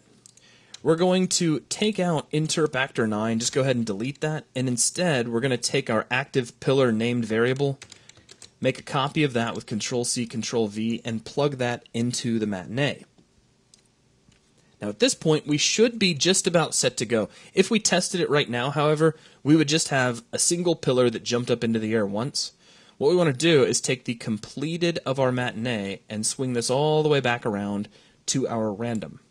Now what that's going to do is, if we follow the flow once again, at the beginning of the level, we're going to grab a random pillar out of the list. We're going to attach our dynamic pain-causing volume to the end of it, then make it jump up into the air and potentially hit the player. Then, as soon as that's done, we're going to go all the way back to the beginning, grab another random pillar, and repeat the process over and over in a loop. Now this time, I'm going to go ahead and comment this now. So let's call this Killer Pillars. And we'll close this out. I'm dying to test this. So jump into the level. And we need to get our block out of the way. And you can already see the pillars jumping up and down if you were looking. So now our block's out of the way, and we'll run around. There's that nice quaternion spin. And come on. I want to win the lotto. Hit me. There we go. That hurt. And that hurt too. So our trap pillars are actually working. And that was very easy to set up. So that is going to wrap things up for this video. Be sure to save your progress, and then we'll continue. Our level is certainly coming along, but right now it's still a little bit on the lonely side. So we're now going to add in everything we need to start bringing some bots in to fight the player. Now, as we go along, we're just going to be steadily adding layer upon layer of functionality for the bots. We're going to start off with just some underlying architecture, move into a sequence just to control their movement, then we'll go into spawning, then we'll go into whether or not they're shooting at the player. So for starters, let's pop into Kismet, and I'm going to come over here to global variables, and there are several variables I want to set up. The first will be an object list. So let's go to new variable, object, object list, and we're going to name this bots. So use that for the variable name. Now I'm going to create another variable list, or object list, excuse me. And we're going to name this destinations. And yet a third one, so a third object list, which we will call origins. Now each one of these object lists should have a corresponding singular version. So let's make 3 object variables. So just a regular object, and I'll just paste that in a couple more times.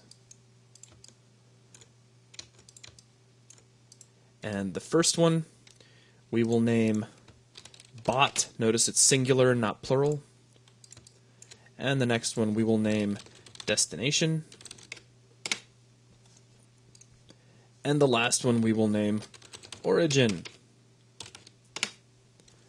Now we have one more variable that I'd like to go ahead and establish, and that is total bots. And this will be an int value. So we'll go to new variable, int, and this will just be a regular int called total bots. And we'll use this to keep track of how many bots we have in our map, because in the end we're going to be doing cyclic behavior on our bots. We're going to make them run to a destination, and they're going to run back, and all of the bots in the level are going to keep on repeating this behavior over and over. If we have the total of bots, then we can feed that into a loop which keeps checking on their behavior. So we're going to need that.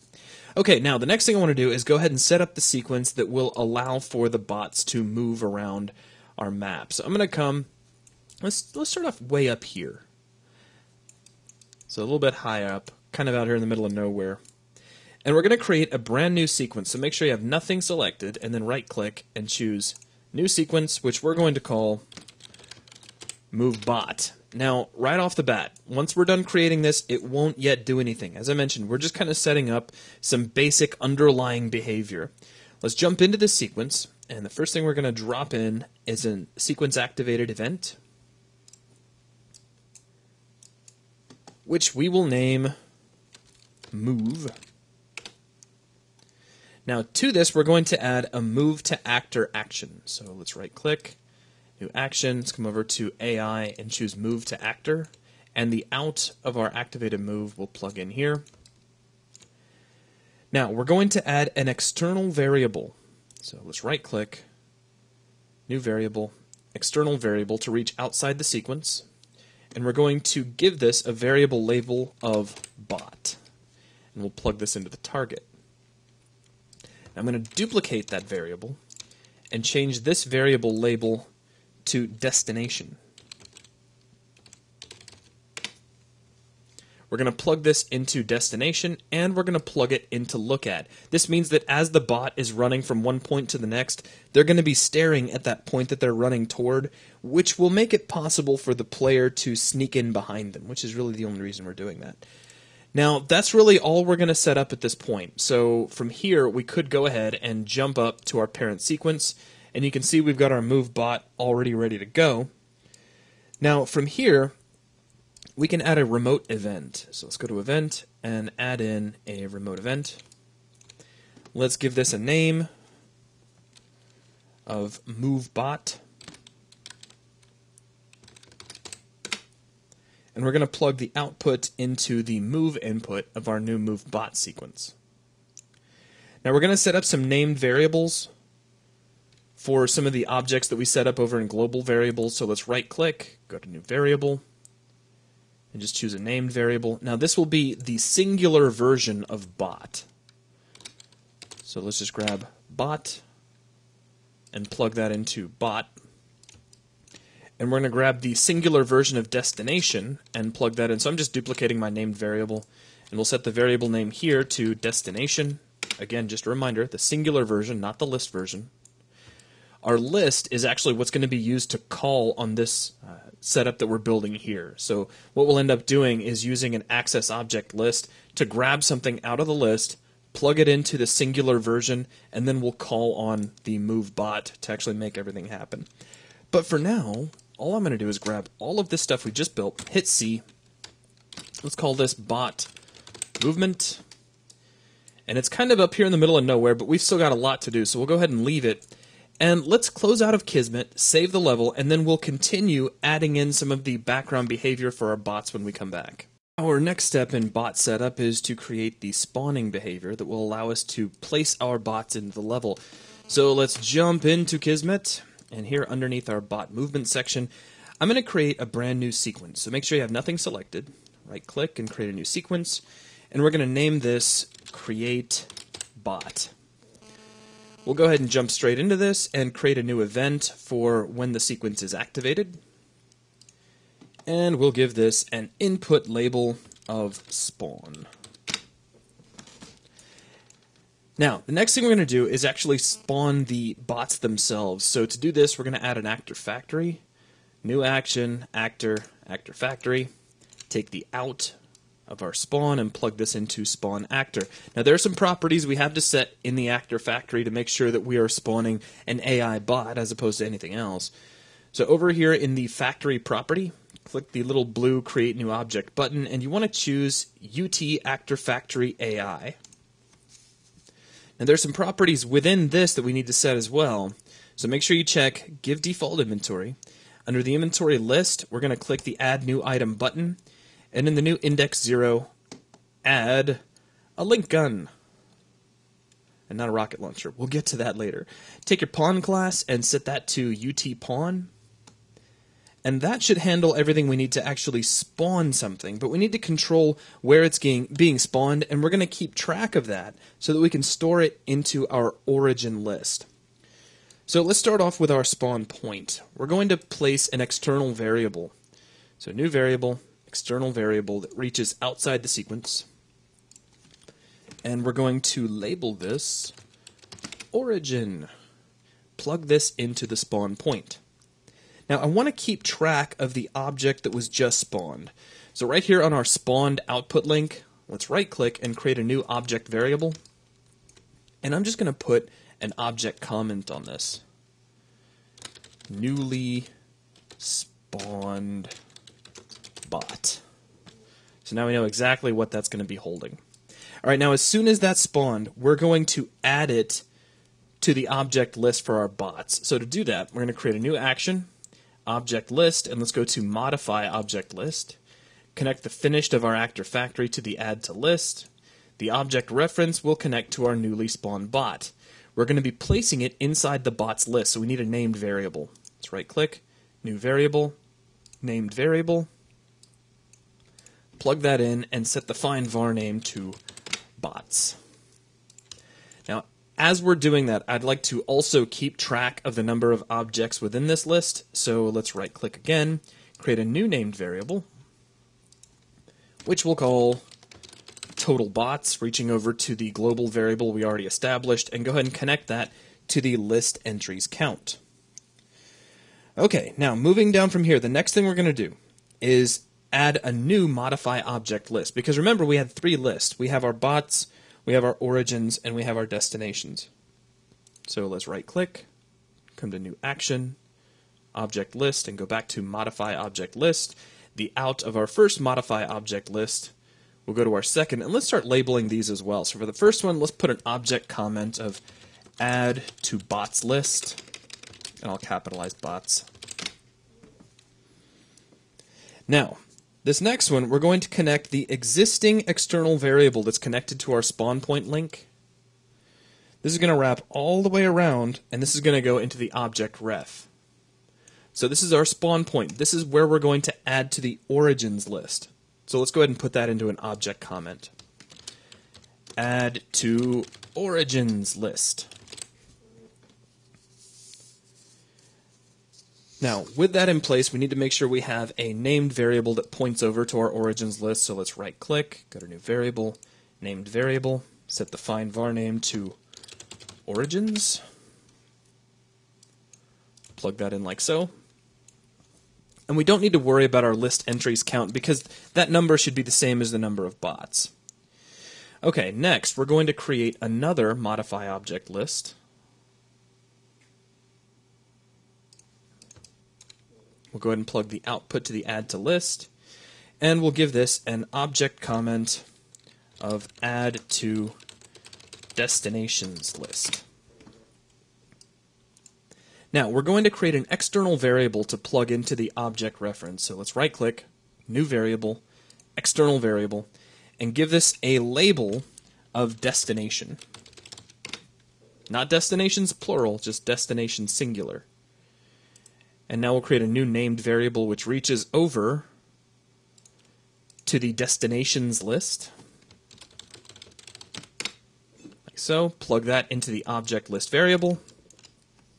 So now we're storing that destination as well. We're plugging that into our appropriate list. Now, back in the main sequence, so we've got all this set up. If we follow the flow real quick, we're spawning an AI bot. That bot is being put into the bots list. The point at which it was spawned is being added to the origins list.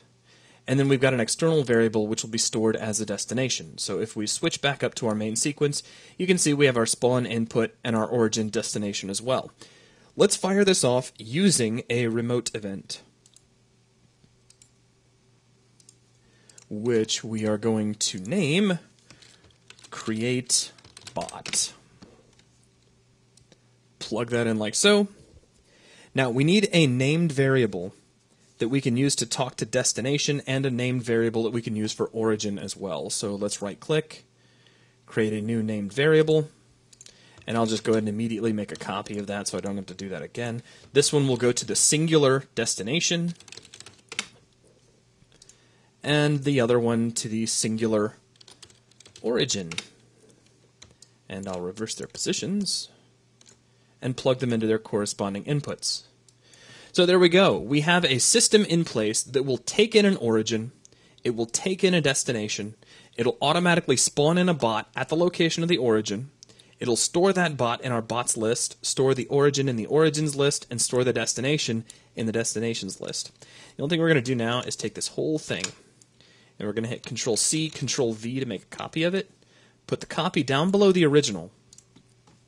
Now we're going to take our remote event and change its name from create bot to create boss.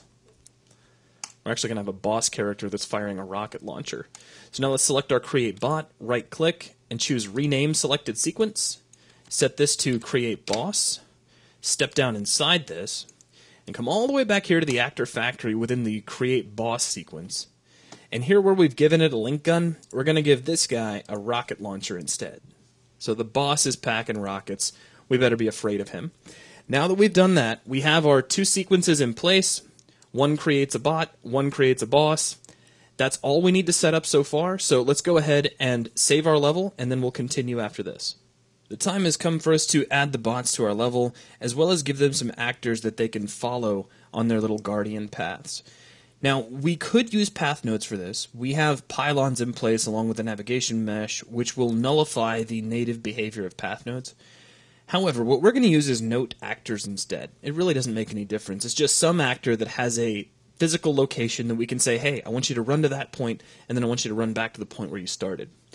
So let's start off by going into the actor classes browser, and I'm just going to grab the little note actor. The cool thing about using the note actor is if you want to leave a little comment inside of it to help you remember which one's the spawn point and which one's the destination, you can do that. Now, we need to keep track, or at least decide, I suppose, on where we want these to take place. I'm thinking that we're going to start off with a bot that patrols right here, left and right, in front of this path. We'll have two more, one on each side, that patrol vertically, at least from this orientation. And then if we go up into the air along the back of the building, we'll have one that also patrols left and right, kind of mimicking what's happening here on the front of the building. Now, patrolling this hallway in the back will be our boss, and he's got a rocket launcher. Now, you'll notice that there's already some rocket pickups there waiting for him, so he'll be heavily armed, and we need to remember that. So let's start off by dropping in some node actors. I'm just going to put one right here in front of the building. And we'll position this right over here. And I'll pick it up very slightly into the air. It doesn't need to come up very high. This is going to be, well, it'll be either the spawn point or the destination for the bot. It doesn't really matter which one, because he's just going to keep running back and forth anyway. Let's hold down Alt, and we'll slide this over to the opposite side. Now, let's take a look at this guy who's going to run up and down, undo that, up and down this corridor here. So I'm going to hold down Alt to make another copy of this. Release Alt, hold it back down, and put another copy that runs clear to the end of that corridor. So now we've got somebody who could patrol over here. Now I'm going to grab both of these together, hold down Alt and Shift, and we'll slide them over so that we have another pair patrolling this corridor. Let's come back down to the front of the building. We'll grab these first two notes we created, hold down Alt and Shift, and slide these in X to go to the back of the building. So now we have a path that a bot could follow in here. Now I'm going to grab these two node actors on the outsides, hold down Alt and Shift one more time, and we'll slide these up like so that our boss can follow them. Okay, so with that we have our actors in place. Now that was a really quick setup, but what I want you to do is go ahead and save at this point, and then when we come back we'll just focus on the Kismet setup to actually turn these into origins and destinations. Alright, now we're going to set up the Kismet that will actually spawn our bots into our game. Now I'm going to set up something to keep this a little bit easier on us. First off, let's start with the first path of our initial bot, which is right here, kind of at the front gates to the building. Now I'm going to select both of these actors, and let's pop into Kismet, and kind of here off to the side I'm going to right click and create new object variables using both of these objects. I'm going to put both of these inside a comment, which I will call bot1. Now, this is temporary. I will be getting rid of this comment. This is just a way to kind of help keep things straight. In the end, I don't really care which of these is the destination and which one is the origin, because again, he's just going to be patrolling back and forth. So it doesn't really matter where he begins. He's still just going to be repeating that motion over and over again. So let's jump back out of Kismet, and we'll grab our next set.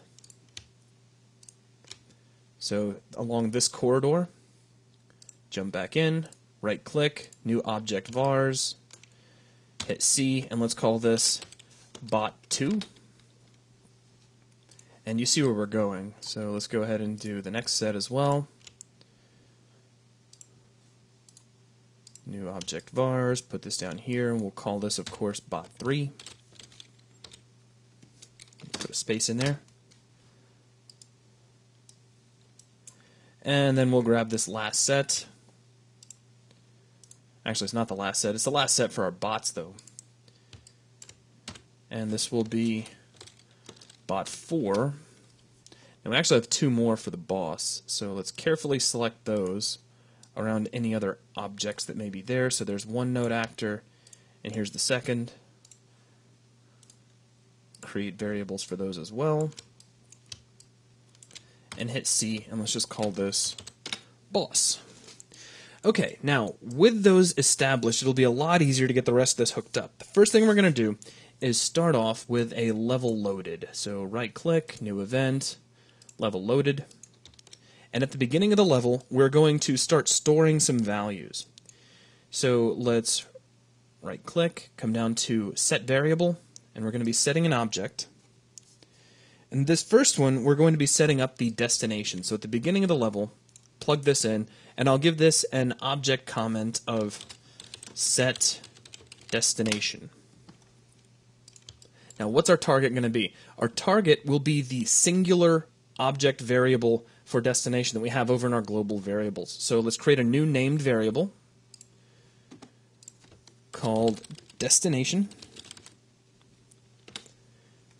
And we're going to plug this into the target. Now for bot1, we can grab either one of these variables and we can use this as our destination. Our next step is to make our bots fire at the player. Now we're going to be handling this in a loop that will constantly keep checking to see if all of our bots, any of our bots actually, can see the player. As soon as they can see the player, they'll open fire. If they can't see the player anymore, if they get obstructed by a wall or something, they're going to stop firing. So let's jump into Kismet. And here we are at the end of our Activate Remote event for the Create Boss. And I'm going to start off by creating new condition, counter, int counter. This counter will be used to step through each of the entries in our bot's list to set their behavior. Basically tell them, hey, look for the player. Do you see him? If so, shoot. If not, stop firing.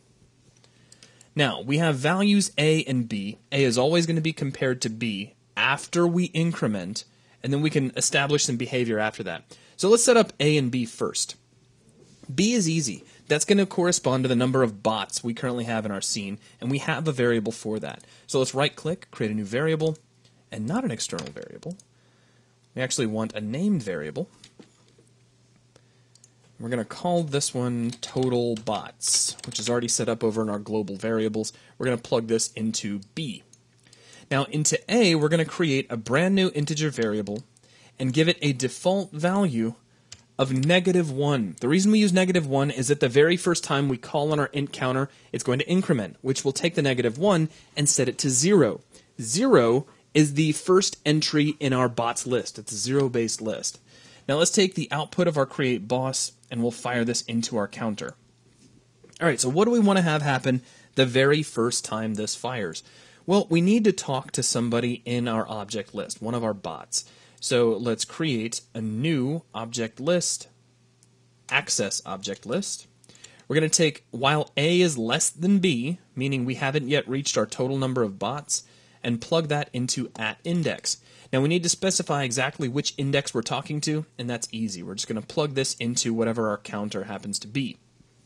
We also need to tell this node the name of the list we're using, which is the bots list. So let's create a new named variable, set its find var name to bots, which is the name of our list, and we'll plug that into the object list like so. Now I'm going to output the bot that was just accessed into its own object variable. So let's right click on output object, choose new object variable, and there we go. So each time we access a bot, they're going to be output into this variable. Our next step is going to be to run a trace. Basically tell the engine, I want you to run a line, basically draw a line from the bot to the player, and if there's nothing blocking that line, then the bot can see the player and needs to go ahead and open fire. So we're going to right click, go to new action, miscellaneous, and grab a trace. And we'll take the output of our access object list, plug that to the end of the trace. The trace will start at the location of the bot. It will end at the location of the player. So let's right click, create a new variable, come down to player, choose player, and then immediately switch off all players. We don't want to check through all players, we just want to check through our main player. Now it's pretty easy. We just have two outcomes. Either we are obstructed or we are not obstructed. If we're not obstructed, we need to shoot. So let's right click, go to new action, choose AI, and we have start firing at. And let's go ahead and just come down here and we'll go new action, AI, and choose stop firing. So these will be our two results. We'll go ahead and plug not obstructed into start firing at and obstructed into stop firing. Now, who's going to be doing the firing? Well, that would be this object variable here, the bot that we're actually communicating with. So we'll just plug that in like so. And what will we be firing at? Literally the player. So let's just grab this variable and we can just copy paste it, so we don't have too many tangled up wires. Then next we have stop firing if there is an obstruction. And we'll just take that and run the target over here to the bot we happen to be currently talking to. Now that gives us all of our behavior, but we need to loop this back around as soon as it's finished so that we can start the loop all over again. Either we're firing or we're not. Either way, we need to run this around in a loop to calculate again to check and see if we should continue firing or if we should stop. So what I'm going to do is take the output of our start and stop firings and add an activate delay. This is absolutely crucial, and if you don't do this, you can run into a very, very fast loop which will cause severe instability. So at least set a 0.25 delay. We'll wrap that around and plug that to the input. And we'll do the same for start firing. So either way, we're going to begin the loop again. However, at this point, there's a problem. At some point, this counter is going to exceed the number of total bots. What are we going to do when that happens? Well, we need to set our count variable back to -1. So let's right click, go to new action, set variable, and choose an int. We're going to plug this into A is greater than or equal to B. Our target is going to be this variable that has been counting this whole time, and the value we're going to set it to, we'll just create a new int variable for it and set this to -1. So as soon as this variable climbs over the total number of bots, we'll reset it to -1. Now all we have to do is wrap this back around so it'll start counting again. However, just like over here, it's a good idea for us to set a delay. So here at the end of your set integer variable, Let's go ahead and right-click, set an active delay of 0.25. And there we go. We have some firing behavior. Let's go ahead and comment this. So we'll grab the whole thing, hit C, and we'll say bot firing behavior. And let's test this out. So we'll jump right into the map. And let's go ahead and click our box to get that out of the way. And let's run around the corner. And get hurt a couple of times. Now, can anybody see us yet? Oh, he sees us. We move out of the way. He stops firing. Look, shoot me. Up, and then he stops. So our behavior is working great. The only thing we have left to put in now is the patrol system that will get the bots to run back and forth. And we're going to take care of that in the next video. So go ahead and save your level, and then we will continue. The last thing we need to do to our AI bots is to set them on patrol, running back and forth between their two note actors. So let's pop over here into Kismet, and here's our bot firing behavior. We're going to put the patrol behavior just above this. Now, this is going to be very similar to the firing behavior in that it's going to function based on a loop that is going to be powered by an int counter. So similar, in fact, that we can grab several of these factors, several of these actions, and just copy them all. So I want you to grab the int counter, the -1 plugged into it, the total bots. Let's grab the bots list, the accessed object list. Let's grab our little reset system down here with the set int and the -1 plugged into it. And let's hit Control-C, we'll move up here and hit Control-V. Now we'll move this up a little bit, and then anything that's reaching too far away will just break off for the time being. Okay, so we've got the exact same thing taking place. We're cycling through our number of bots, and each time we cycle, we are talking to a specific bot in our object list. If we get too high, we're going to wrap back around and start technically at 0, even though this says -1, because the first thing this is going to do is increment -1 to 0. Now I'm going to do something kind of interesting, and it won't really be understood exactly why I'm doing it until we get a little bit further into our sequence.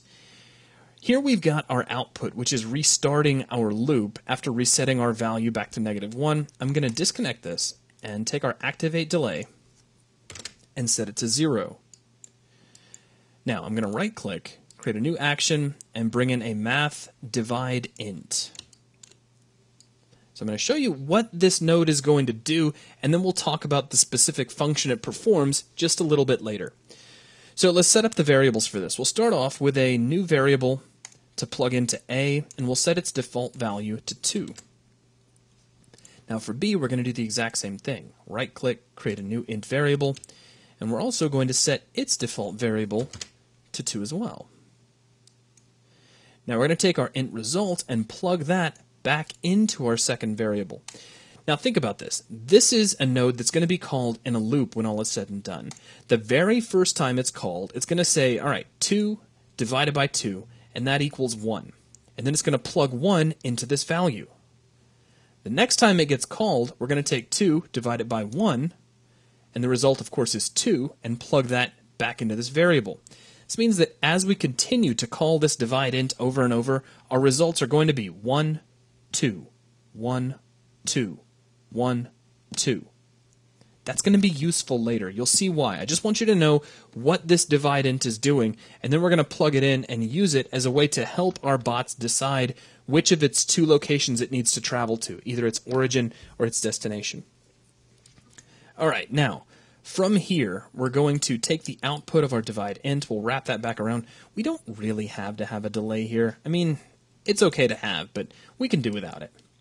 Now, next to this, we've got our access object list. We're talking to a specific bot. We need to output the bot to whom we're talking. So let's right-click on our output object, create a new object variable, and we're going to be moving our bots using the move sequence we put together. If you remember way over here, we've got a remote event called moveBot, which is grabbing a moveBot sequence that we assembled, and this sequence requires a specific bot, and it requires a destination. Now let me move back over because it jumped us actually to the destination. So there you go. It requires a bot and a destination. So what we're going to do is set the bot variable to the guy that we just output from the list. So let's right-click, go to New Action, Set Variable, choose Object, plug this in, The value will be whoever just came out of the list. The target is going to be a named variable reaching over to the bot variable. Not bots plural, but bot singular. We'll plug that in like so. Okay, now with that set, the next thing we need to do is set up our switch that will control which location our bot is running to. Is it running to its destination, or is it running to its origin? Because remember, we stored those in two separate lists. So I'm going to leave a gap here. We'll talk about that gap here in just a few moments, but let's right-click, go to New Action, create a switch, and just a basic switch. With the switch selected, I'm going to set the link count up to 2. Now, for the first link, for link 1, we're going to run to the origin. For link 2, we're going to run to the destination. But let's go ahead and get the first link set up first. So we'll right-click, go to New Action, Object List, Access Object List. Link 1 will plug into @index. Now, as soon as we do that, we need to establish the index that we're speaking to this time around. And we're going to take our index and connect that all the way back to our counting number way back at the beginning of our end counter. It's a long way away, but it'll be important that we connect to that. All right, now we need to associate this with the proper object list, which in this case is going to be origins. If you mess this up and put this as destinations, it's not going to be the end of the world. You just might notice a brief delay before your robots start patrolling. So let's right-click, create a new named variable, which will reach over to the origins, plural, list, and we'll plug that object list in like so. Okay, now what are we going to do with what we pulled out of the list? Well, we're going to store it into an object variable. And then we're going to set another object variable. We're going to set that variable to our destination. Because remember, over here when we move, we need a bot. We already have that. Now we need a destination. So we need to set this destination variable. So let's right-click, go to New Action, Set Variable, Object, take the output, plug it into the in. Our target is going to be a named variable reaching over to destination singular. We'll plug that into target. Then our value will be whatever we pulled out of the list. Easy enough. Now that we've got this, we have all the information we need in order to use our move bot remote event. We have a destination and we have a particular bot to whom we're talking. So let's right-click, go to New Action, and go down to Event and choose Activate Remote Event. For the event name, we're going to use move bot, which we set up earlier. You can see the little green checkbox.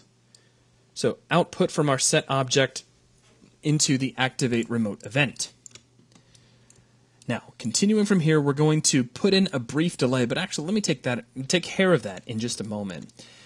What we're going to do is go ahead and set up link 2, and I'll show you how easy this is. We can grab our access object list, the list plugged into it, the object variable, destination, and object. Just hit Control-C, Control-V. Now we can take link 2, plug this into @index, and it's as easy as taking our list and saying, I want you to pay attention to the destinations list instead.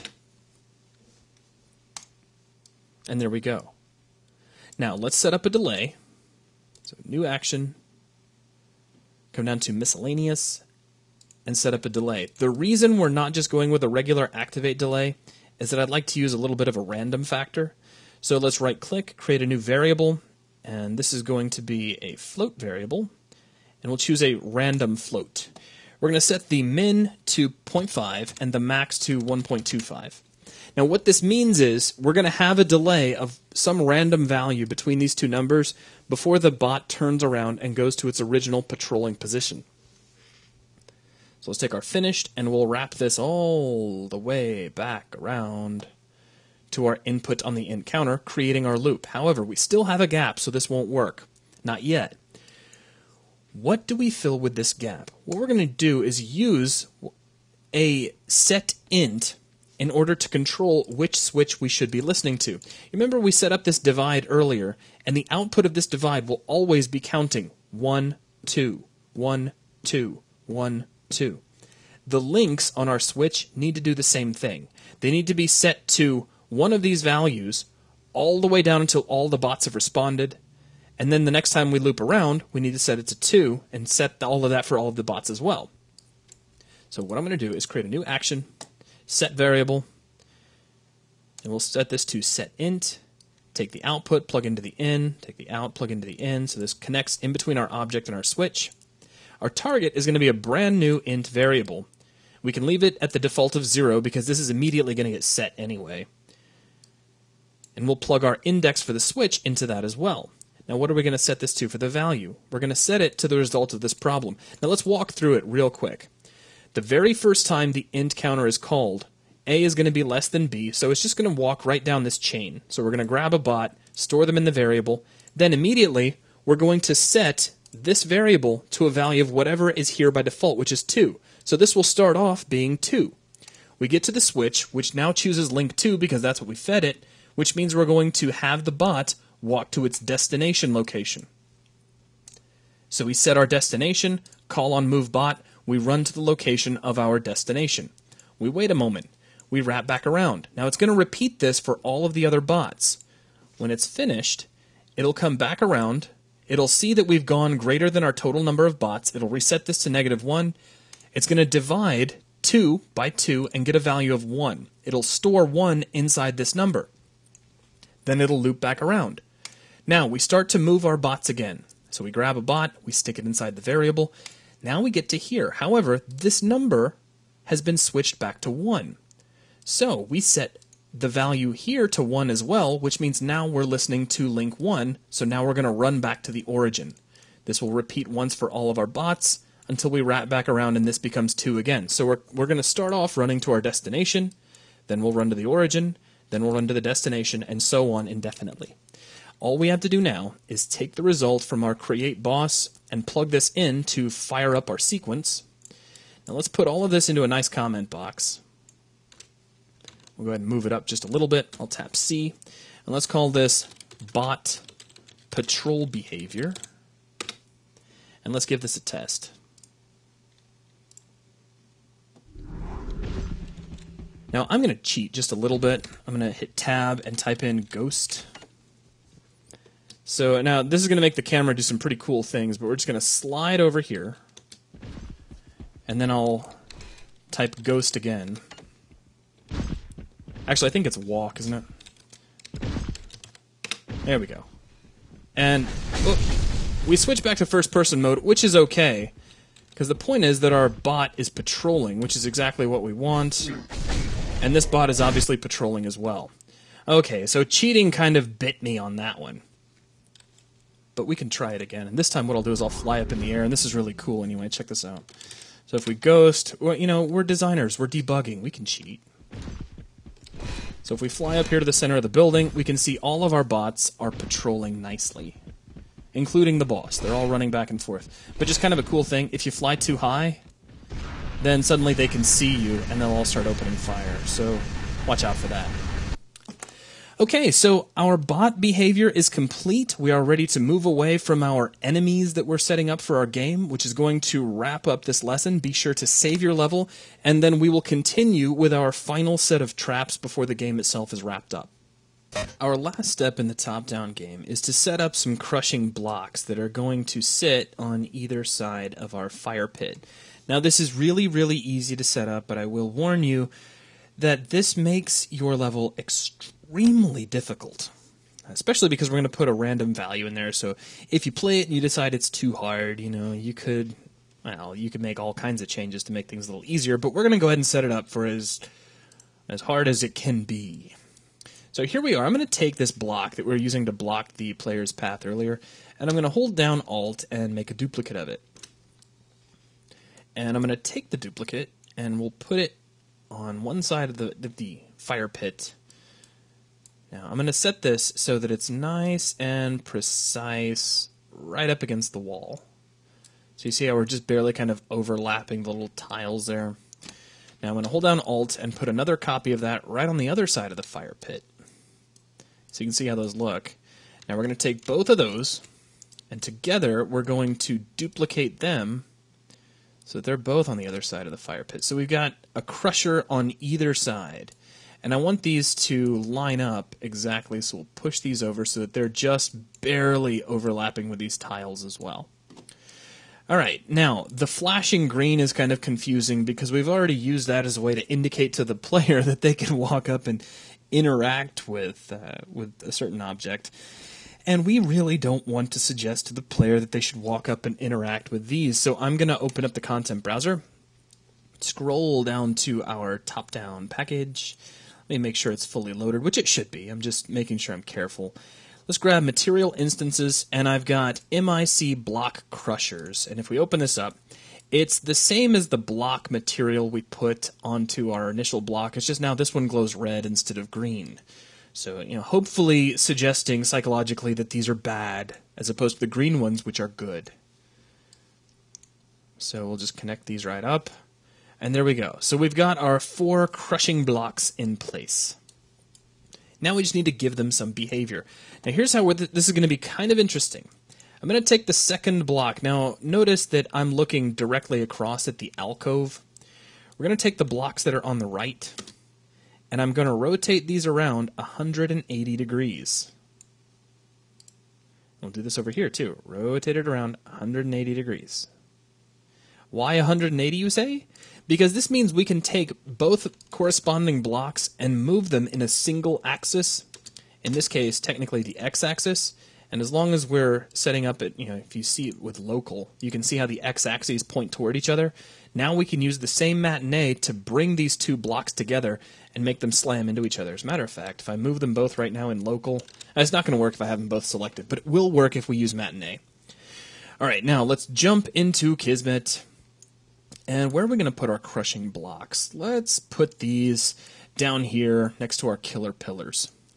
Now the setup for this is relatively straightforward. Let's start with a level loaded event. And as soon as this begins, we're going to fire off a couple of matinees. We'll just start with one. Now to start the matinee process, I'm going to grab just one of our blocks. Now it doesn't matter which one you grab as long as you remember who's partnered with whom. So we're going to start off with this guy down here in the lower left, and this is if we're looking up toward the alcove that finishes the game. And we'll jump into jump into Kismet, and then create a new matinee. And at the beginning of the level, we'll hit play. Now, we are not going to be looping this matinee. The matinee is going to cause our blocks to slam together and then pull back apart. So technically we could loop. But just to make things a little more interesting, i.e. difficult, we're going to drop in a delay. So new action, miscellaneous, delay. So upon completion, we will start a delay, and this delay is going to be powered by a random float variable, which we're going to set to a random value between 0.15 for min and 0.45 for max. Then once that delay is finished, we'll wrap back around and play again. But what sort of motion are we going to play? Well, let's take our animation, and I'm immediately, as soon as we get in here, I'm going to bring it down to about 1.5 seconds, I think would be good. We'll go ahead and set the time slider back to 0. Now we still have one of those blocks selected, so let's right-click, create a new empty group, which I will call Crushing Block. And we need to add a movement track to this. Now, I'm still snapped to 0.5 seconds, so let's pull that down. In fact, I'm going to pull that all the way down to 0.01. Now, we've got our first key in place. I'm going to slide all the way to the end and press Enter, and that'll put another key in place that'll put the block back at its original position. Now, I'm going to go to about 0.33, though if you're not exactly precise with that, it's okay. Here I'm at 0.335. That'll be just fine. Let's go ahead and press Enter to create a new key. And then we're going to slide this so that it's halfway across the little gap in between our blocks. Now, if we put this in the top viewport, I could probably get that pretty close, if not right on. And there's all of those particles in our way. That's probably going to get us right where we want to be. So if we come back over here to the wall, and I was to measure that out, let me go ahead and make my view nice and big so everybody can see it. Between the edge of the block and the wall, I've got right at 152 units. We'll see if that's pretty close. I think it'll be. Now let's close out of Matinee. We could play through this a couple of times if you just want to see what it looks like. So we'll stop, hit play, so it just slams in, and then it slides back to its original position. So we'll close this, get back out to Kismet, and there's a setting we need to put on here. We need to put rewind on play, make sure that's on, so that every time we call this, it automatically rewinds and does another crush. So right now, all we're moving is one block. So let's grab the block just across from this, jump back into Kismet, right-click and create a new object var using this interp actor, and plug the two together. Now let's open up Matinee and see how this works. And they slam together. In fact, they might be overlapping a little bit. Nope, they're just touching. So that worked out really well. So now they're slamming into each other, which is exactly what we want. Let's close out of Matinee. Let's go back into Kismet. And we're going to take our Matinee sequence and the delay, and we're going to copy these. So Control-C, Control-V. Pull these down here, and we're also going to fire these up, and these will power the other two blocks. So we can take these two and just delete them. Let's jump back out here into our level. We'll grab these two blocks, jump back in, right-click, create new object vars, and plug them in accordingly. Now this second Matinee, just for variation's sake, we're going to take our little keyframe here and slide this back to, let's say, actually, we could go all the way back to 1 second, and then we'll take our little end flag and pull that back to 1 second as well. So we do have some pretty severe variation. That's going to make this really tricky to gauge exactly when you should jump. So it's just one of those things where you have to decide how hard you want your game to be. Now the last thing we want to do is set up a system such that if these blocks encroach on our mover, if they touch the mover, they're going to crush them. I mean, they're giant stone blocks. You know, you expect some squishing to take place. So here's how we're going to do this. I'm going to come over here. Let's deselect everything. So I'm just going to click out here in space. Now I'm going to right-click, go to New Event, come down to Physics, and create a new mover, and nuke the Matinee that came in with that. Now let's hit Control-C, Control-V, Control-V, and Control-V. So we have 4 separate movers, but currently these movers aren't really attached to anyone. So we're going to select the first mover, jump out here into our level, and grab the first one of our blocks. It doesn't matter which one. Go back into Kismet, right-click on that event, and choose Assign Interp Actor, whatever number it happens to be. In my case, it's 16. Now we need to do that for all of our blocks. So let's grab the next one down, grab another block, it doesn't matter which one, as long as it's one we haven't done already. Right-click and assign that. Actually, we could cheat. You want to see how we could cheat so we don't have to actually leave Kismet? We could grab the little variable here for Interp Actor 3, right-click and choose Select Interp Actor 3 in Viewport, then right-click over here and assign that to our mover. Then grab this guy, right-click, Select in Viewport, right-click over here, assign. Just make sure you didn't repeat anybody. So there's 16, 17, 3, and 18. Nothing like a sequence, right? Okay, so now all we have to do is modify the player's health. So let's right-click, go to New Action, and we're going to go to Actor, come down to Modify Health, and let's set the amount to 1,000. So we're doing a lot of damage. They'll never survive. And we'll set the damage type to Space Death so we get some nice jibs. And we're going to take Hit Actor and plug that in all the way down.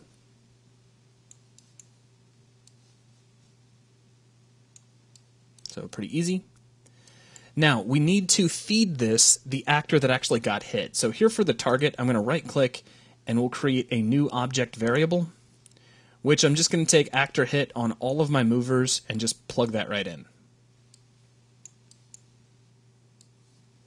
So now not only do we have the motion behavior, but we have the damaging behavior set up as well. Now, of course, we should test this immediately. So what I'm going to do is, let's try just starting right here. So we'll play the level already from this point. And we'll run out here to our blocks.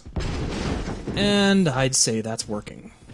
And you see we're getting some nice randomization in between our blocks. So there we go. We have all of our blocks set up. Now with that, we have finished up all of the parts that make this into a game. Now, I'm not going to go through and play that again. We already played through it once in the original demonstration showing you the level. At this point, though, it's time for you to cut loose and start having some fun with the setup. You have a fully functional game. It's got traps. It's got bots coming to get you. It's got puzzles to figure out. See if you can take this idea and use it as a basis to create your own variant. Recreate the game in your own image. I'm just encouraging you to get in there and experiment. But that is going to wrap things up for this video. Congratulations on completing the top-down game. Thanks.